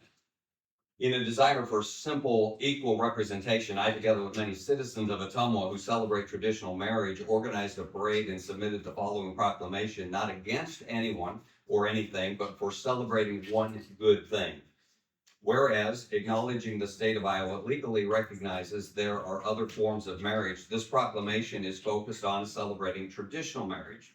The history of traditional marriage is as old as history itself, beginning with one man and one woman, and through the union of man and woman, every new generation has come into existence for thousands of years. It is important that we honor and celebrate traditional marriage, and whereas the traditional marriage community has much to celebrate in terms of business and professional achievements, political involvement, community activities, providing a proven environment for the next generation of children to grow up into responsible citizens, and is vitally essential as part of our culture and community. And whereas the traditional marriage community recognizes that a loving, caring father and mother in the home who are married and committed to one another is one way of leading to a strong outcome for good mental health in upcoming children. And whereas on August 23rd, some members of the traditional marriage community have organized a parade to provide positive image and support for the importance of the purity, fidelity, commitment, and love in marriage, and educate the greater community about this importance. My proclamation was rewritten by the city, one, to include 5 things that have nothing to do with traditional marriage: same-sex marriage, common law marriage, single parenthood, extended kinship, loving partnerships. The rewrite took out all mention of the words traditional marriage community, though Pride Month proclamation used the words LGBTQ community multiple times. Our part of the community was completely erased. The rewrite completely erased the words purity, fidelity, commitment, and love, which are key values of traditional marriage. The rewrite said some members of the faith community trying to make it a religious event when I included no such wording, and there are plenty of non-faith people who celebrate traditional marriage. I was told my proclamation would not be accepted unless I accepted the rewrite. I was told our proclamation did not fit with the city's core values, which include diversity and inclusivity, as outlined in the city's 24 comprehensive plan. Is it really so that celebrating traditional marriage with its values of purity, fidelity, commitment, and love do not fit the city's core values? We have been discriminated against. Tonight, there's a resolution being voted on, which I feel was hurriedly created and ambiguously worded, which has also been pointed out by City Council, with the purpose of discriminating against our proclamation. Thank you.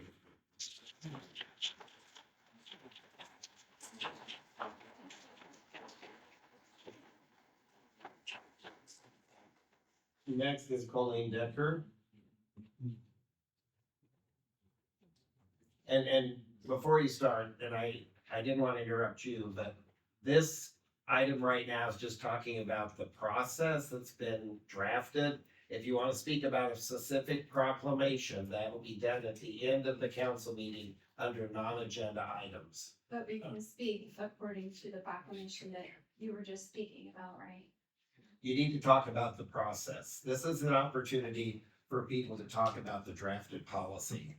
Okay. If you're gonna talk about a specific proclamation, and I should have frankly probably stopped Pastor Decker because it needs to be dealt with on the non-agenda discussion, because it's not on the agenda tonight. We'll have you read it again, how That's about that? that's why you have this issue going on tonight. This is an important part of the discussion of this. He mentioned the process that he tried This to is the approve, process. and it was changed on him. And I That's think what he most of talked these about people are process. here for this, and we've been sitting through all this other stuff. It's very. I think most of these people are here for this very thing, and do we not want this to be resolved? No, it's not that we don't want to resolve, it's just under I-4, we're talking about this draft policy. If you want to talk about a specific proclamation like Reverend Decker did, it really needs to be dealt with under the section of the agenda of a non-agenda item. That's all I'm saying. It's not like you can't talk about it. I will. That's why you spoke to why this is being brought up. So I can't speak, or I can. Let her speak. Okay, okay. Okay, You have to go by the rules. Turn the microphone up. Exactly. Let her speak. can you hear me? Yeah. Okay. My name is Colleen Decker. I live at 719 Glenwood Avenue here in Ottumwa. In June, my husband stood here and asked you how a specific group could obtain a proclamation. You told him in front of many of us that you have not rejected any proclamations, and all one needed to do was ask for it. Then at the beginning of July, he began asking. After several back and forth emails, you suggested that you would not do the proclamation. Why? You said that you sought legal counsel. I would like to hear the reasoning behind why your counsel would suggest that our group of citizens is unworthy of a proclamation. You suggested it was non-inclusive. Is there something wrong with having diverse associations? Is the cost of diversity our loss of freedom? If like-minded, patriotic, moral citizens is varied from another group, does this mean their proclamation is wrong in some way? Who have we harmed by asking a traditional marriage to be celebrated? I noticed the city's 2040 agenda has a lot to say about diversity and its correlation with the quality of life in our town. Cherry picking one group of citizens' ideals over another does not attract residents to the 2040 plan and its goals. Over and over, we hear and read about diversity, diversity, diversity, but when we come with a diverse proclamation, we're rejected. What truly is the reason for rejecting this proclamation? Mayor, in regards to our recent proclamation and announcement of our parade to celebrate traditional marriage, which was reworded to suit your agenda of DEI, I'm certain you are well aware that there has been legislation passed addressing DEI and DEI statements in local government. Currently, laws cannot apply unequal standards to ensure preferential outcomes to individuals and groups based on race, gender, and identity. This is specifically what DEI does, and it's now against Iowa law. Senator Westridge ran and passed this bill, and she said she would be happy to meet with any members of the city council and you, Mayor, if you are confused and need help to understand this law. I am a lady of this community who happens to have been happily married for 30 years. I have 3 children.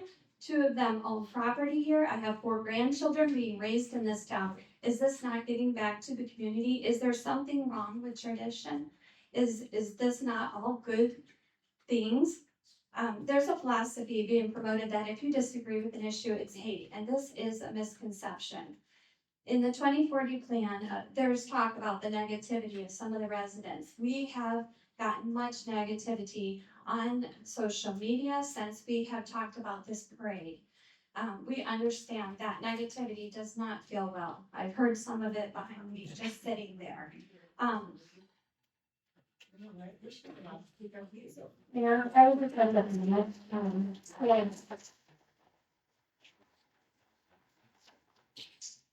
Mrs. Decker identified Senator Westridge and that she offered to meet with us. We've actually invited her to sit down with us on multiple occasions, and she has not responded. I'm sure she will. She comes very often to Ottumwa. Perfect. I would put that invite out to her again, and I'll do it again, so. And I guess the only comment I'd like to make for what you just said is, this was done in consultation with not only the city administrator, but our legal counsel. And I told Reverend Decker, we did not take out the thing at the very top of the proclamation that says traditional marriage. We did not take anything out. I said the city does not want to appear like we don't support traditional marriage, because we do. The problem with the proclamation, the way it was written, was it wasn't inclusive enough to recognize other types of legal marriage. That's what our concern was. Not that we were trying to stop traditional marriage celebration, because we're not. I just want to make sure that's real clear. I guess when we were here and we asked about the proclamation, we were not included in that proclamation that you gave, and it felt very strange that we could not have ours as well. The next person that would like to speak is Lisa Smith.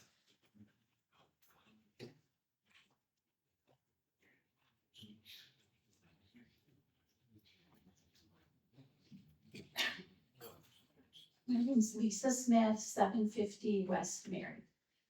Boy, what a difference there seems to be in the attitude and approach from just a short few weeks ago. At that time, there was a clear downplay of the seriousness and any controversy involved with proclamations. To the extent that a very clearly controversial proclamation was not even pulled off the consent agenda to be an issue of enough significance to be addressed separately. On that night, multiple statements were made referring to the speakers being able to easily submit any of their requests for proclamations in the future. One council member even stating that he would approve any request for a proclamation. And yet there is a much different atmosphere here tonight. It seems that when the speakers from that night did indeed propose a proclamation and organize an event, a simple approval was no longer possible, as had been the past practice. I've been informed of some of the conversations and emails that led up to the issue tonight. A proclamation concerning traditional marriage was reworded to include multiple statements of not traditional marriage. I would ask the mayor to please show me where I'm missing seeing the inclusion of any traditional marriage or heterosexual language in the previous Pride proclamation. Of course there was not. There was nothing inclusive about that proclamation. Yet the requested proclamation that brought us, that's why this is a part of the discussion about what you propose to do. This is what brought us here. We have to be honest about that. The requested proclamation was substituted with one that speaks less about traditional marriage than other choices. This has now become an issue requiring legal interpretation and input to simply issue a proclamation in support of the irrefutable positive impact of traditional marriage. Scientific research throughout time shows the value of children being raised in traditional families. I've noticed several mentions tonight about legal counsel and diversity and inclusivity. And as some of the previous speakers addressed, I think that maybe we should also pay attention to recent changes, both nationwide and statewide, prohibiting diversity and inclusive requirements. We should just be upfront and honest about how we got here tonight. This would not have happened any other time had this group not come with their proclamation. And everyone talked about no controversy whatsoever. But it became controversial when it was something that was not within the belief systems of people here. And I have to add the audacity to put in your language that you don't even have to respond to why you did what you did in a democracy is just, it's just absurd. That's been the worst part of anything that's been said. Time's up. Thank you.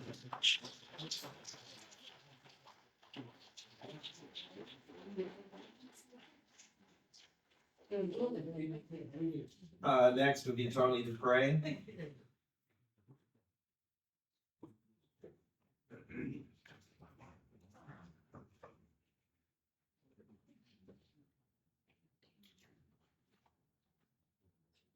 Thank you, Mr. Mayor. Thank you, council, for the time. I guess I'd like to address the process. There's been enough comments on what we all thought is basically a problem. The process got, I think, a real concern. When this proclamation was presented, it appears that it was pretty much determined, and it was a copy of what the Rainbow Crowd had submitted. Absolute copy. And yet, I don't know who the Rainbow Crowd is. okay, let's say the proclamation.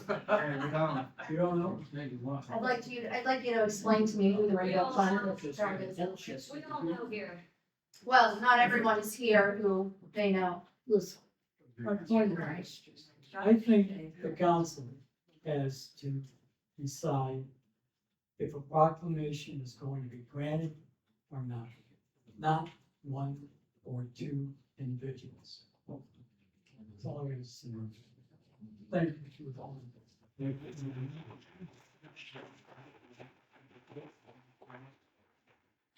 Joella Dupre.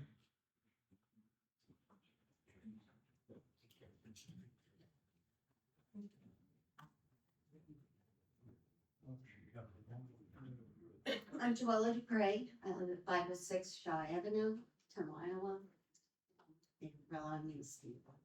Turn that microphone into your face, please. That better? Yeah. Thank you. Thank you. Okay. I guess I was kind of misled on he told us to take I-4, which was this proclamation. So the part that I would like to talk about regarding this proclamation is in traditional marriage, today's society, we only represent 37% of homes in most cities. In the case of Ottumwa, where there's 25,000 of us citizens, only 9,225 are actually married in what you would call a traditional marriage. That I think would qualify us as a minority in this population. It's less than 50%. So going back to your 2040 plan, it says that, you know, in your logo that you're wanting the quality of life and community character. And the emblem that you chose shows a sun in the sky, above man and a woman and a child all holding hands. And you immediately think traditional marriage. I think it's kind of hypocritical that you're not calling us traditional marriage a minority in this group, in this society. I'm confused as to how you went and changed the plans. I was here in June when all of you talked, and it was quite disturbing, quite honestly. I left here thinking a lot less of everybody at that front table. I've always tried to be fair and equal with people. I have a gay daughter, so I am quite aware of the complex life it is for everybody. But I didn't feel treated equal. I didn't feel that what you said or how you said it, you were reprimanding us. You were scolding us like we were children. I'm ashamed of everybody. There was only one person that voted the way I would have thought. And I don't understand what's going on here. I came back to Ottumwa because I loved Ottumwa. I think you need to think about it. I don't think you are representing all of us. Thank you.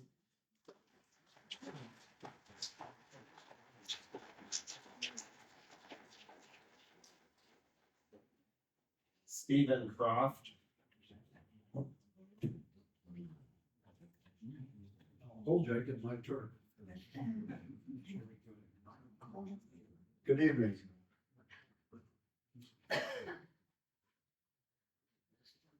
Name and address. Mr. Mayor, my name is Stephen Croft, and I live at 7 Eleanor Drive. Normally, I'm not tongue-tied, but right now I'm a little tongue-tied, because you might have to help me. First, I want to thank you, Your Honor, for signing the proclamation recognizing the Army's 250th birthday.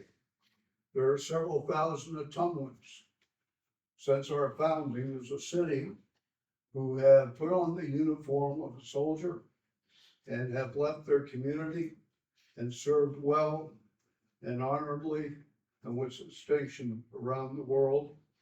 They've come back to Ottumwa to help build Ottumwa better. So your proclamation honored each and every one of those people, and I thank you for it. I guess if you have an onslaught of requests for proclamations, you have to establish some type of process to deal with all those requests. I would not expect a request to honor my dog. I would not expect a proclamation to honor my street. I would expect a proclamation that would build community. I would expect a proclamation that recognizes the true diversity of this city and its citizens. I would have trouble with personal ideology being a factor in deciding whether a proclamation should be issued or not. I think there's a very real possibility of dividing the community if you don't work this right. I think there's a very real possibility of certain segments of the community, and I'm not naming any specific group, just people being angry. And I believe that there's a very real possibility of viewpoint discrimination when you consider the proclamation. The people of Ottumwa want a city council and a mayor who recognizes their accomplishments, who recognizes their contribution to the community, even though you might not personally agree with it. There are groups who do contribute to the building of Ottumwa. 2040 plan, you've heard it mentioned before, I'm not going to dwell on it. Yes, everybody needs to be included. Some people's feelings are going to be hurt. That's life. Thank you.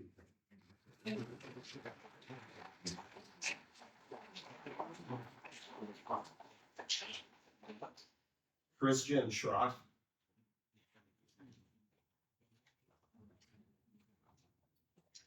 My name is Christian Schrock. I live at 225 West Kyoto. I'd like to speak in opposition to item I4, that resolution. I'd like you to consider the following hypothetical scenario. I know we're not supposed to do hypotheticals, but bear with me. Let's pretend Iowa and Iowa State are playing basketball. 2 minutes before halftime, the new head coach at Iowa, Ben McCollum, lets the refs know that he thinks that the Cyclones point guard carried the ball and therefore got an unfair advantage in the game. The refs then inform him that what he saw didn't actually constitute a carry and therefore would not be called. At halftime, Coach McCollum tells his own point guard about the refs' interpretation of the rules on carrying. The second half comes around and Iowa's point guard uses the same move that the Cyclones had used, but is immediately whistled for the carry. Coach McCollum asks the refs, "What gives?" And they tell him upon further reflection, he was right that that particular move did in fact constitute a carry after all. Any reasonable person would look at that scenario and immediately see that those refs were biased toward one team. Before us today is a resolution that is obviously rushed, as noted multiple times by the council today, and intended to discriminate against one group of citizens. In June, we argued that a Pride Month proclamation was not inclusive, but were assured by multiple council members and the mayor that groups not represented in that proclamation could request and receive their own proclamations. But when presented with such an opportunity, the city has declined that privilege. Let me be clear, I do support having a policy in place for the city to review and issue proclamations. However, this policy is flawed as worded. First, it is overly ambiguous as to what is or isn't acceptable. Secondly, though it says that proclamations are, quote, official government expressions issued by the mayor, and I emphasize, and or city council, end quote, the process of review excludes the council from ever seeing a proclamation before it is put on the agenda for a meeting. I would also note that had this policy been in place prior to June, the Pride Month proclamation would have had to have been denied for its controversial, political, and ideological nature, though the proclamation for traditional marriage, as originally submitted, that we just heard a little bit ago, would not have violated this policy. Finally, I am one of the 25,579 citizens represented by this council. And I have rights given by God and protected by the Constitution of these United States. Can I emphasize United States, not diverse states, that have been discriminated. Me and my rights have been discriminated against by this city. Please vote no on this resolution in order to provide time to craft a resolution that is less targeted and more carefully thought out.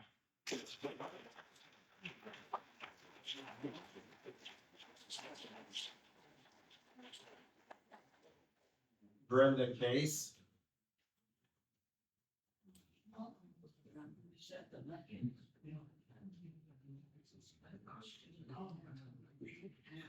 Good evening. Thank you for allowing me to have my say, like all good Americans have the right and responsibility to do. I'm Brenda Case. I live at 1530 North Elm Street. I want to circle back to the policy itself. I didn't read the policy that's being discussed by others. I'm just kind of catching the gist of what it must have said. But I want to go back to the policy itself as discussed in item I4. I think that having a policy written and agreed to is very good government. It makes expectations clear. Communication that is frank is very important to understanding, whether it's in personal and professional relationships or it's as a part of government. That allows ideas to be evenly applied to all people. I think it's very important that quantity restrictions are included in the policy as they are to avoid a flood the zone tactic. Time restrictions are equally important to ensure that requests for proclamations are well thought out and considered. And it gives time for careful review by the mayor, administrator, and the council. I think the review points in the process are valuable for conformance with criteria that's objective, like who requested it, where they live, prove that they're local, and that the clerk and administrator were charged with those, a checklist. Then it's equally important that are the subjective things like community relevance and the other criteria. It's important that we are able to put our trust in and rely upon our elected officials. The official is there because the majority of people voted for that person. They trust in that person's wisdom and ability to apply subjective matter. They can decide whether that proclamation should go forward or not. Let's see. It's important also that we not establish a proclamation that is in opposition to established state and federal law. We can't proclaim that in Ottumwa something is valid when there are constitutional rights against it. For example, we can't declare that any one religion is a religion of Ottumwa, which hopefully would never do that, but it directly opposes the Constitution. We can't say anything that is legal and traditional in the sense that traditionally marriages are ordained by qualified people. We can't say that a marriage that is legal is suddenly not an Ottumwa.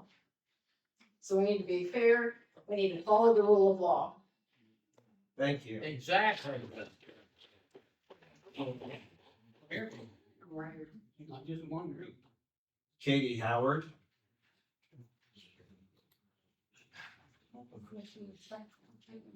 Good evening. My name is Katie Howard and I live at 1111 Hamilton Street in Ottumwa. Can you hear me okay? No, go right into the microphone. I have been having a great deal of difficulty hearing tonight. I hope this doesn't block my time. Just as a reminder to those of you who have these great microphones, all right, I'm sitting in the back of the room and I can't tell you how many sets of hearing aids I see behind people's ears. So anyway, enough of that. I spent a good portion of today reviewing the audio of the tape from the June meeting. And I was prepared to quote back to you as a reminder the words that were said at that meeting. I think now that's redundant. I don't think that's necessary. So forgive me while I look at my notes that I've made tonight. First of all, you say I'm what you call a frequent flyer. I'm at these meetings pretty darned often, and much to your chagrin, I'm sure. However, you say that you want people to attend the meetings. However, apparently that's only if we're going to passively agree with you. Your policy, the proposed policy, is to prohibit any matters of political controversy, ideological, et cetera, et cetera, et cetera. So I agree with what everybody else has said tonight about this policy. It was hastily crafted. I'm sure you cobbled it together from other places and, you know, they have their own policies, but it's just not well done. I would suggest a couple of things. I would suggest, you've obviously hit a nerve. We have an elephant in the room tonight, to coin a phrase. I would suggest that you hold a work session where the public can come and provide input on a proposed policy for proclamations. I do agree that it would be clarifying and helpful to have some guidelines for this process. So that's one thing. Another comment I have, this just occurred to me, if you appoint either the mayor or any one or two council members, well, one council member to get these proclamations and determine whether they're going to meet some criteria, then you've got the possibility of a bias, obviously. But you also, if the mayor, as was suggested earlier, is going to go around and talk to the city council members about this, you've got an open meeting violation. So you can't do that.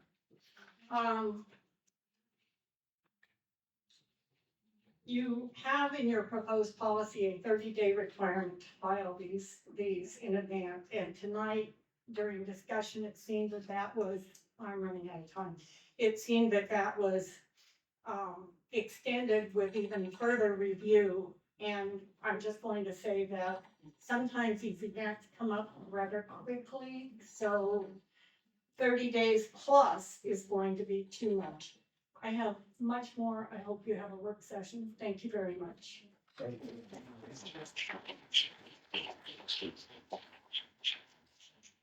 Norman Ward.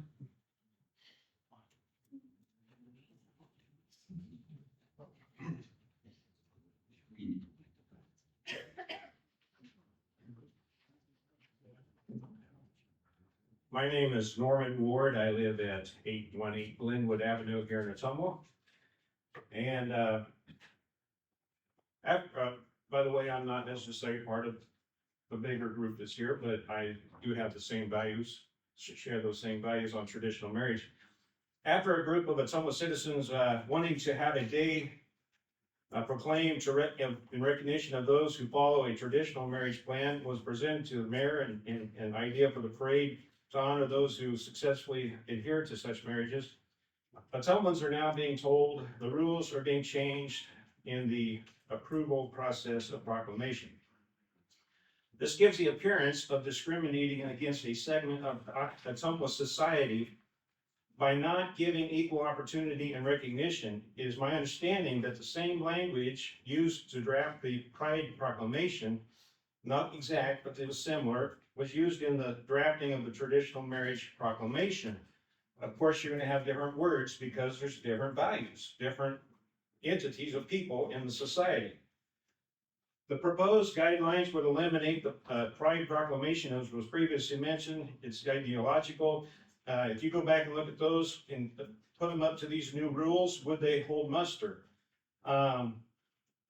In the past 5 years, there's been proclamation by the mayor and city council repeatedly endorsing the Pride movement in Ottumwa, which claims to be all inclusive. However, I don't recall them, and maybe they have, and I'm just not aware of them, not them having even one speaker who extolled the virtues of traditional marriages. There was no seminars on the topic, and of course you would expect that. I did an AI search and found out that, hey, their values are different, and they're not going to probably focus on those things. I do understand there were some preachers there that had booths, a church, but again, they don't have the same values as the other traditional marriage people do. Also,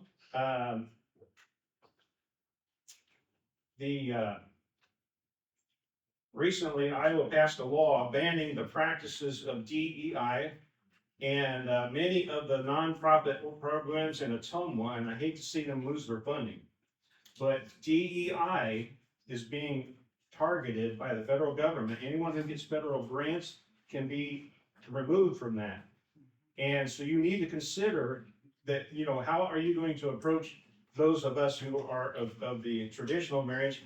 If they violated this discrimination law and it would be wise for the mayor and the city council to fulfill their obligations in, being careful how you draft these rules, because it can come back to haunt you.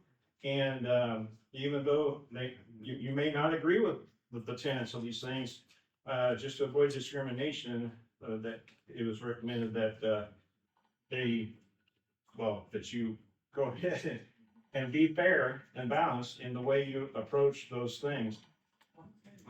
Thank you.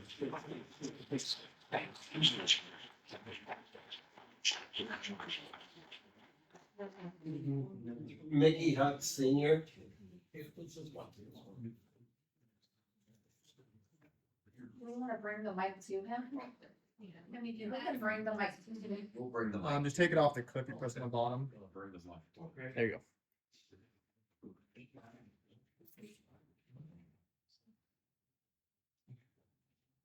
Good evening, Mr. Mayor and City Council. What I'm going to say, I look at as one thing importantly. The First Amendment to the Constitution, I have a right to say what's on my mind. And I'm going to do so tonight. I have in front of me the original proclamation that was read. I'm not going to read it, but it was read in its entirety with a statement at the bottom of it by our mayor, and I quoted it. It is always my desire to treat people equally. Well, I want to add that I am not a member of Pastor's church, but I do know him, and I have read his original copy, and I also read a copy that responded from the mayor back to him, stating that they were going to rewrite it. Now, reword it, rewrite it, whatever. But to me, that tells me that there must have been a personal agenda by someone or some individual that chose to not let him write what he wanted to write about traditional marriage. And they added some things that I feel were inadequate. One of which said the proclamation of City Council does not endorse, but needs to be inclusive and representative of all citizens in our community. Now, to me, to that letter, it says if he can't approve what they rewrote for him, then his proclamation will not be read. Very illegal as an American citizen, I feel. I don't know where they got the wording on that, so they talked to legal counsel. Well, not always is legal counsel correct. And sometimes there's a personal opinion or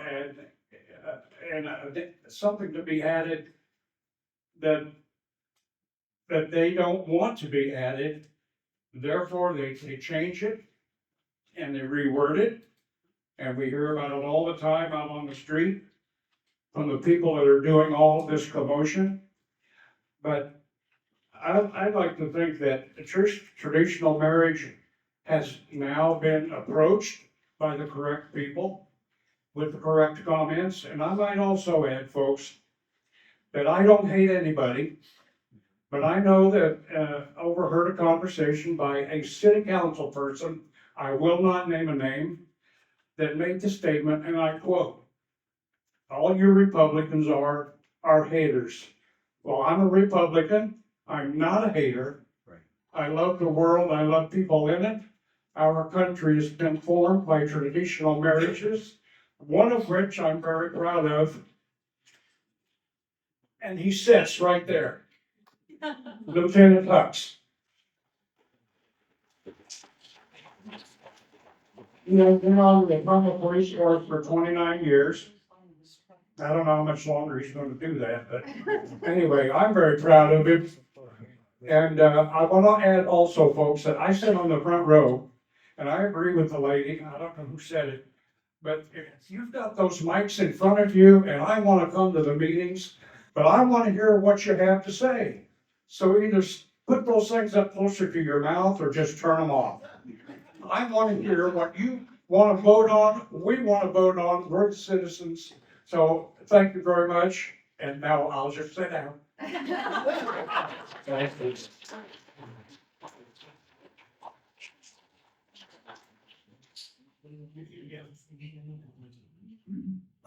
Paul Halferty.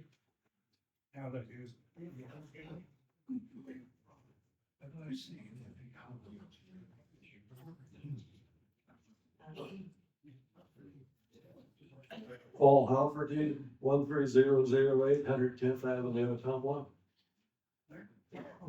Briefly, from the Constitution of the State of Iowa.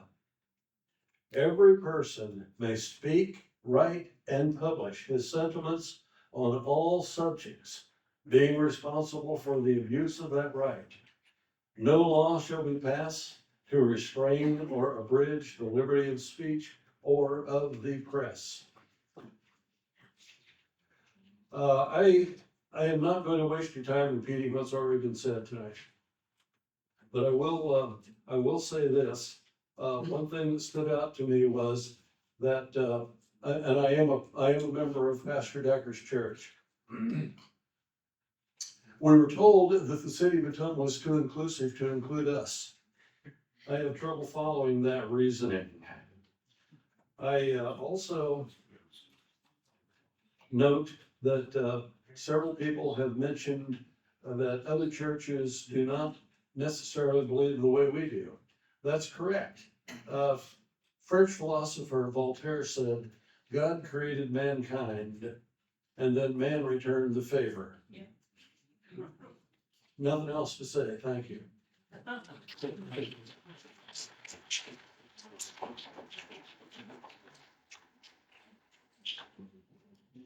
Those are all the papers that we had up here. Was there anybody else that wanted to speak that didn't fill out a paper?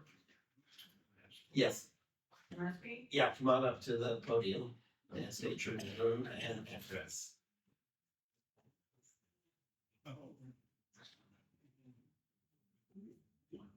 My name is Donna Paris and I live at 623 North Adams.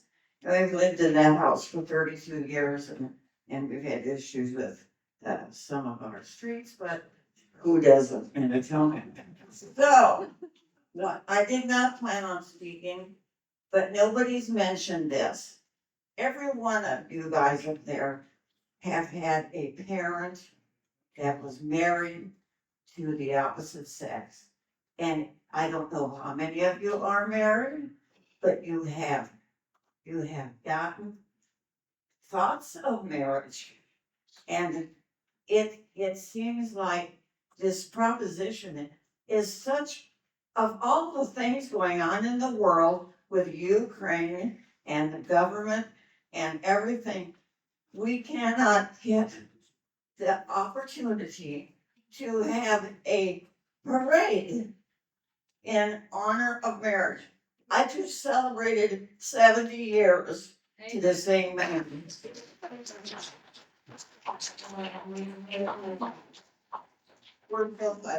So anyway, I was just going to say that it seems to me like this is a tempest in a teapot. And if I were you guys, I would say, let's have this and take and go home and put our feet up and have a drink and watch the Fever play basketball.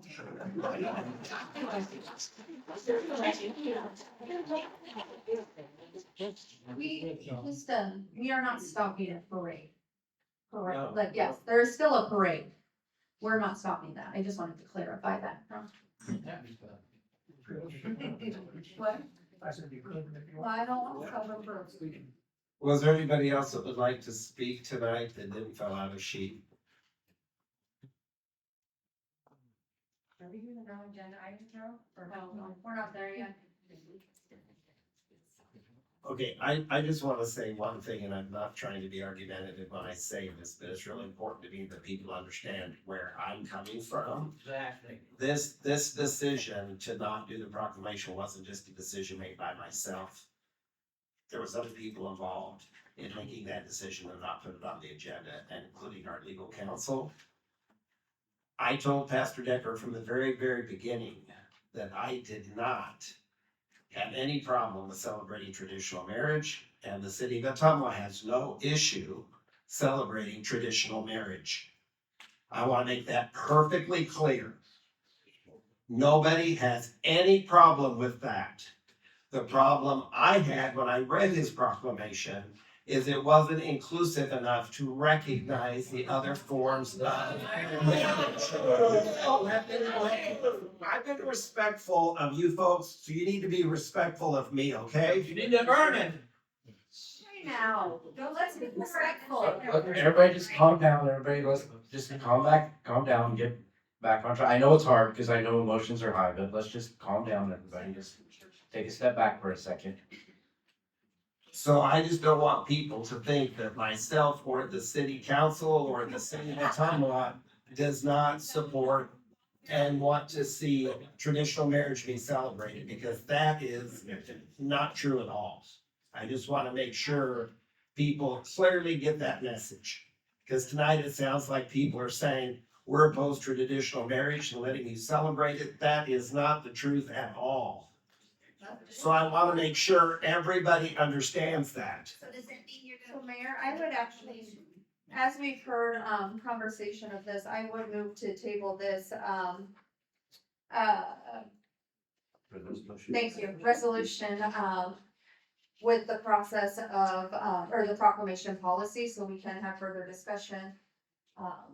And maybe we do need to have a work session where everyone can come and listen and talk. I'll second that motion. I would too, I support that, I think we need public input.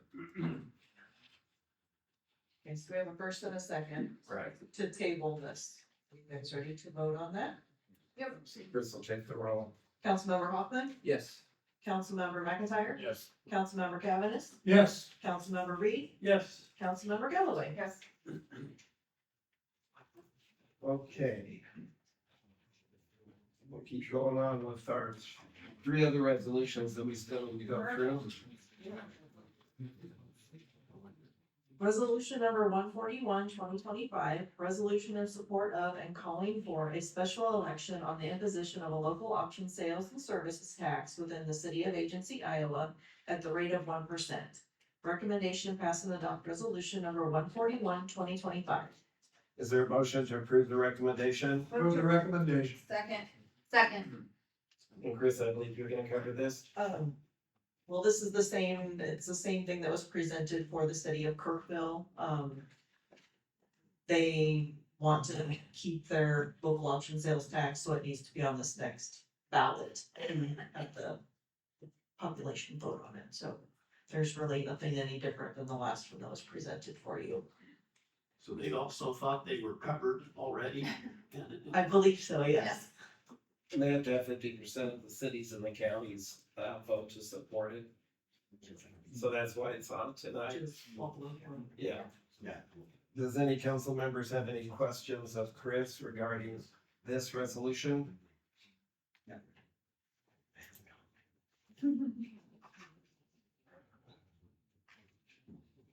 Bill, were you gonna say something? Oh, okay. I thought you were gonna, you look like you were gonna say something. Oh, no, I was looking. Okay, Chris will take the roll then. Councilmember Hoffman, Yes. Councilmember McIntyre, Yes. Councilmember Cavanagh, Yes. Councilmember Reed, Yes. Councilmember Galloway. Yes.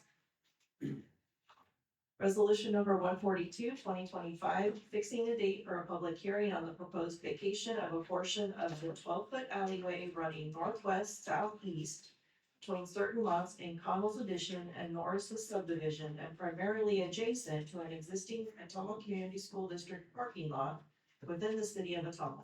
Recommendation pass and adopt resolution number 142, 2025. Is there a motion to approve the recommendation? Move the recommendation. Second.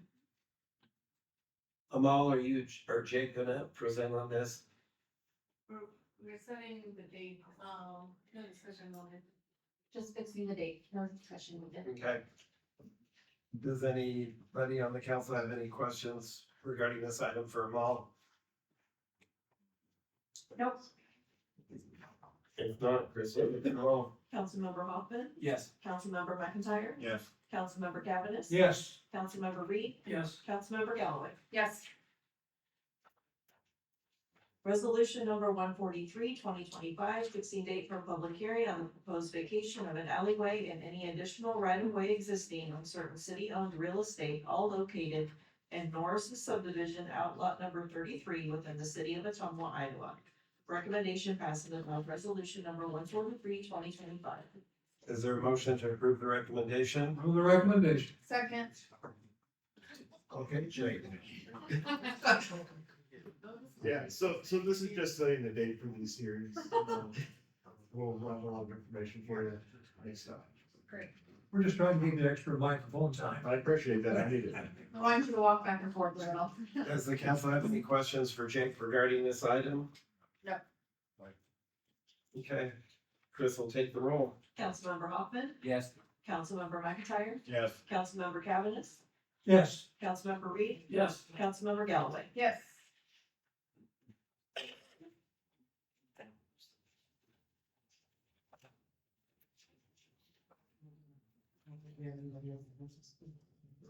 I don't know. The next item is our public. The next item is our public forum, where I ask if anybody would like to speak on any non-agenda items. Is there anybody that would like to speak on any non-agenda item? There's someone back there. Okay, if you come up and give your name and your address, and you'll have 3 minutes. My name is Amy Hill, and I live at 329 West Fifth Street. My dog was taken by animal control around last Thanksgiving, and I believe she's back at Heartland with a broken leg that has been repaired, but I want my dog back. If somebody called in, I don't know who, and said I'm a drug user and I'm homeless, and that's why Jeff Williams took my dog, and he put it up for adoption that same day, but I believe Heartland has it now, and they are calling her Vivian. I called out there and asked him if this was my dog. They hung up on me the first time. Basically though, how they got away with this is there is a city ordinance that makes it illegal to be poor. So under the animal section, if you can't afford to pay the impound fees, they take your dog from you, because I refused to surrender her, and I was charged with abandonment. So I have a legal charge because of this, because I would not surrender my dog. Because I wanted her, and I went out to Heartland and asked, can I do community service? They're like, nobody's ever come ask that, and I'm like, well, I'm asking the question now. So, but these people have some sort of, that's harsh. Hoarding, I've seen it done with these, they care about animals a lot, and they don't wanna let them go, and they take them on as their own. They're like acting like I've abused this dog, but they adopted it out, and the guy broke its leg.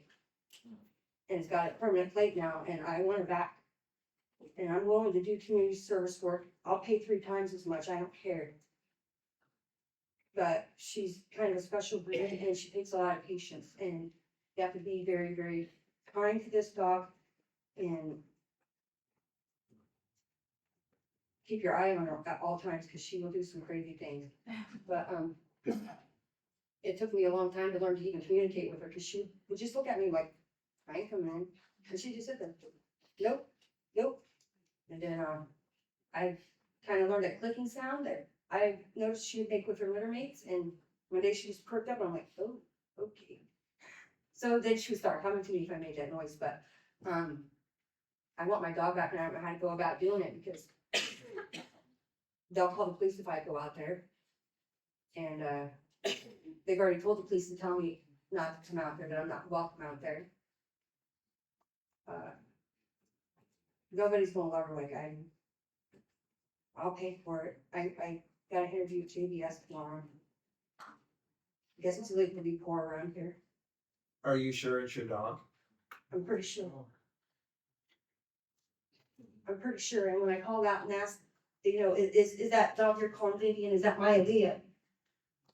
There was a pause and the lady hung up on me. And, I couldn't get the response back, so I posted something on Facebook. Or there, I made a comment on her photo, and, their stories aren't matching up. But I want my dog back now, I don't know how to do it, because I'm gonna get arrested, and I've already been arrested, I don't know how many times for this dog, but I don't care. But I need to work, and I can't be going to jail all the time. Yeah. Okay? Thank you. Is there a process? I'm looking at you. The ordinance is what is really doing it. I mean, if you allow me to do community service, I would have done it. But they can take your dog if you don't give them the money. And they charge you for being, because I couldn't afford to pay for it. Oh, yeah, the county told me to borrow the money, but he hasn't given me this list of people that I'm supposed to be able to borrow this money from yet. That's exactly what he said when they charged me. Anyone else want to speak on any non-agenda items this evening? Okay. The next item on our agenda is Mayor City Council communications. Does anybody have anything that they would like to communicate to the public this evening? Hey, I want to give a shout out to JD over there. I mean, he does great work, but there was also the airport museum fundraiser.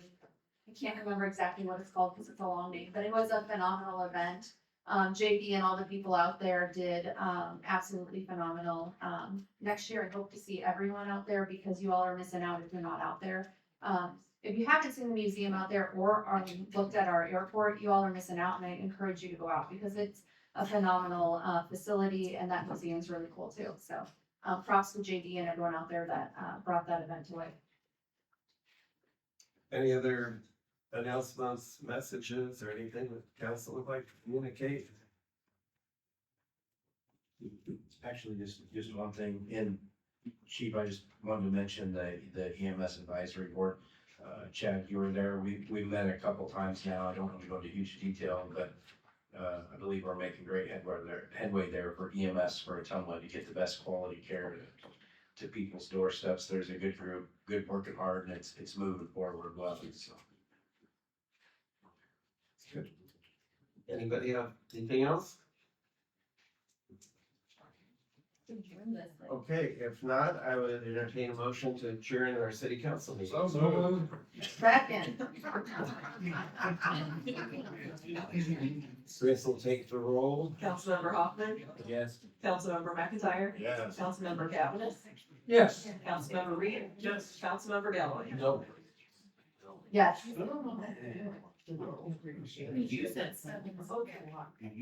Thank you, everybody, for attending tonight.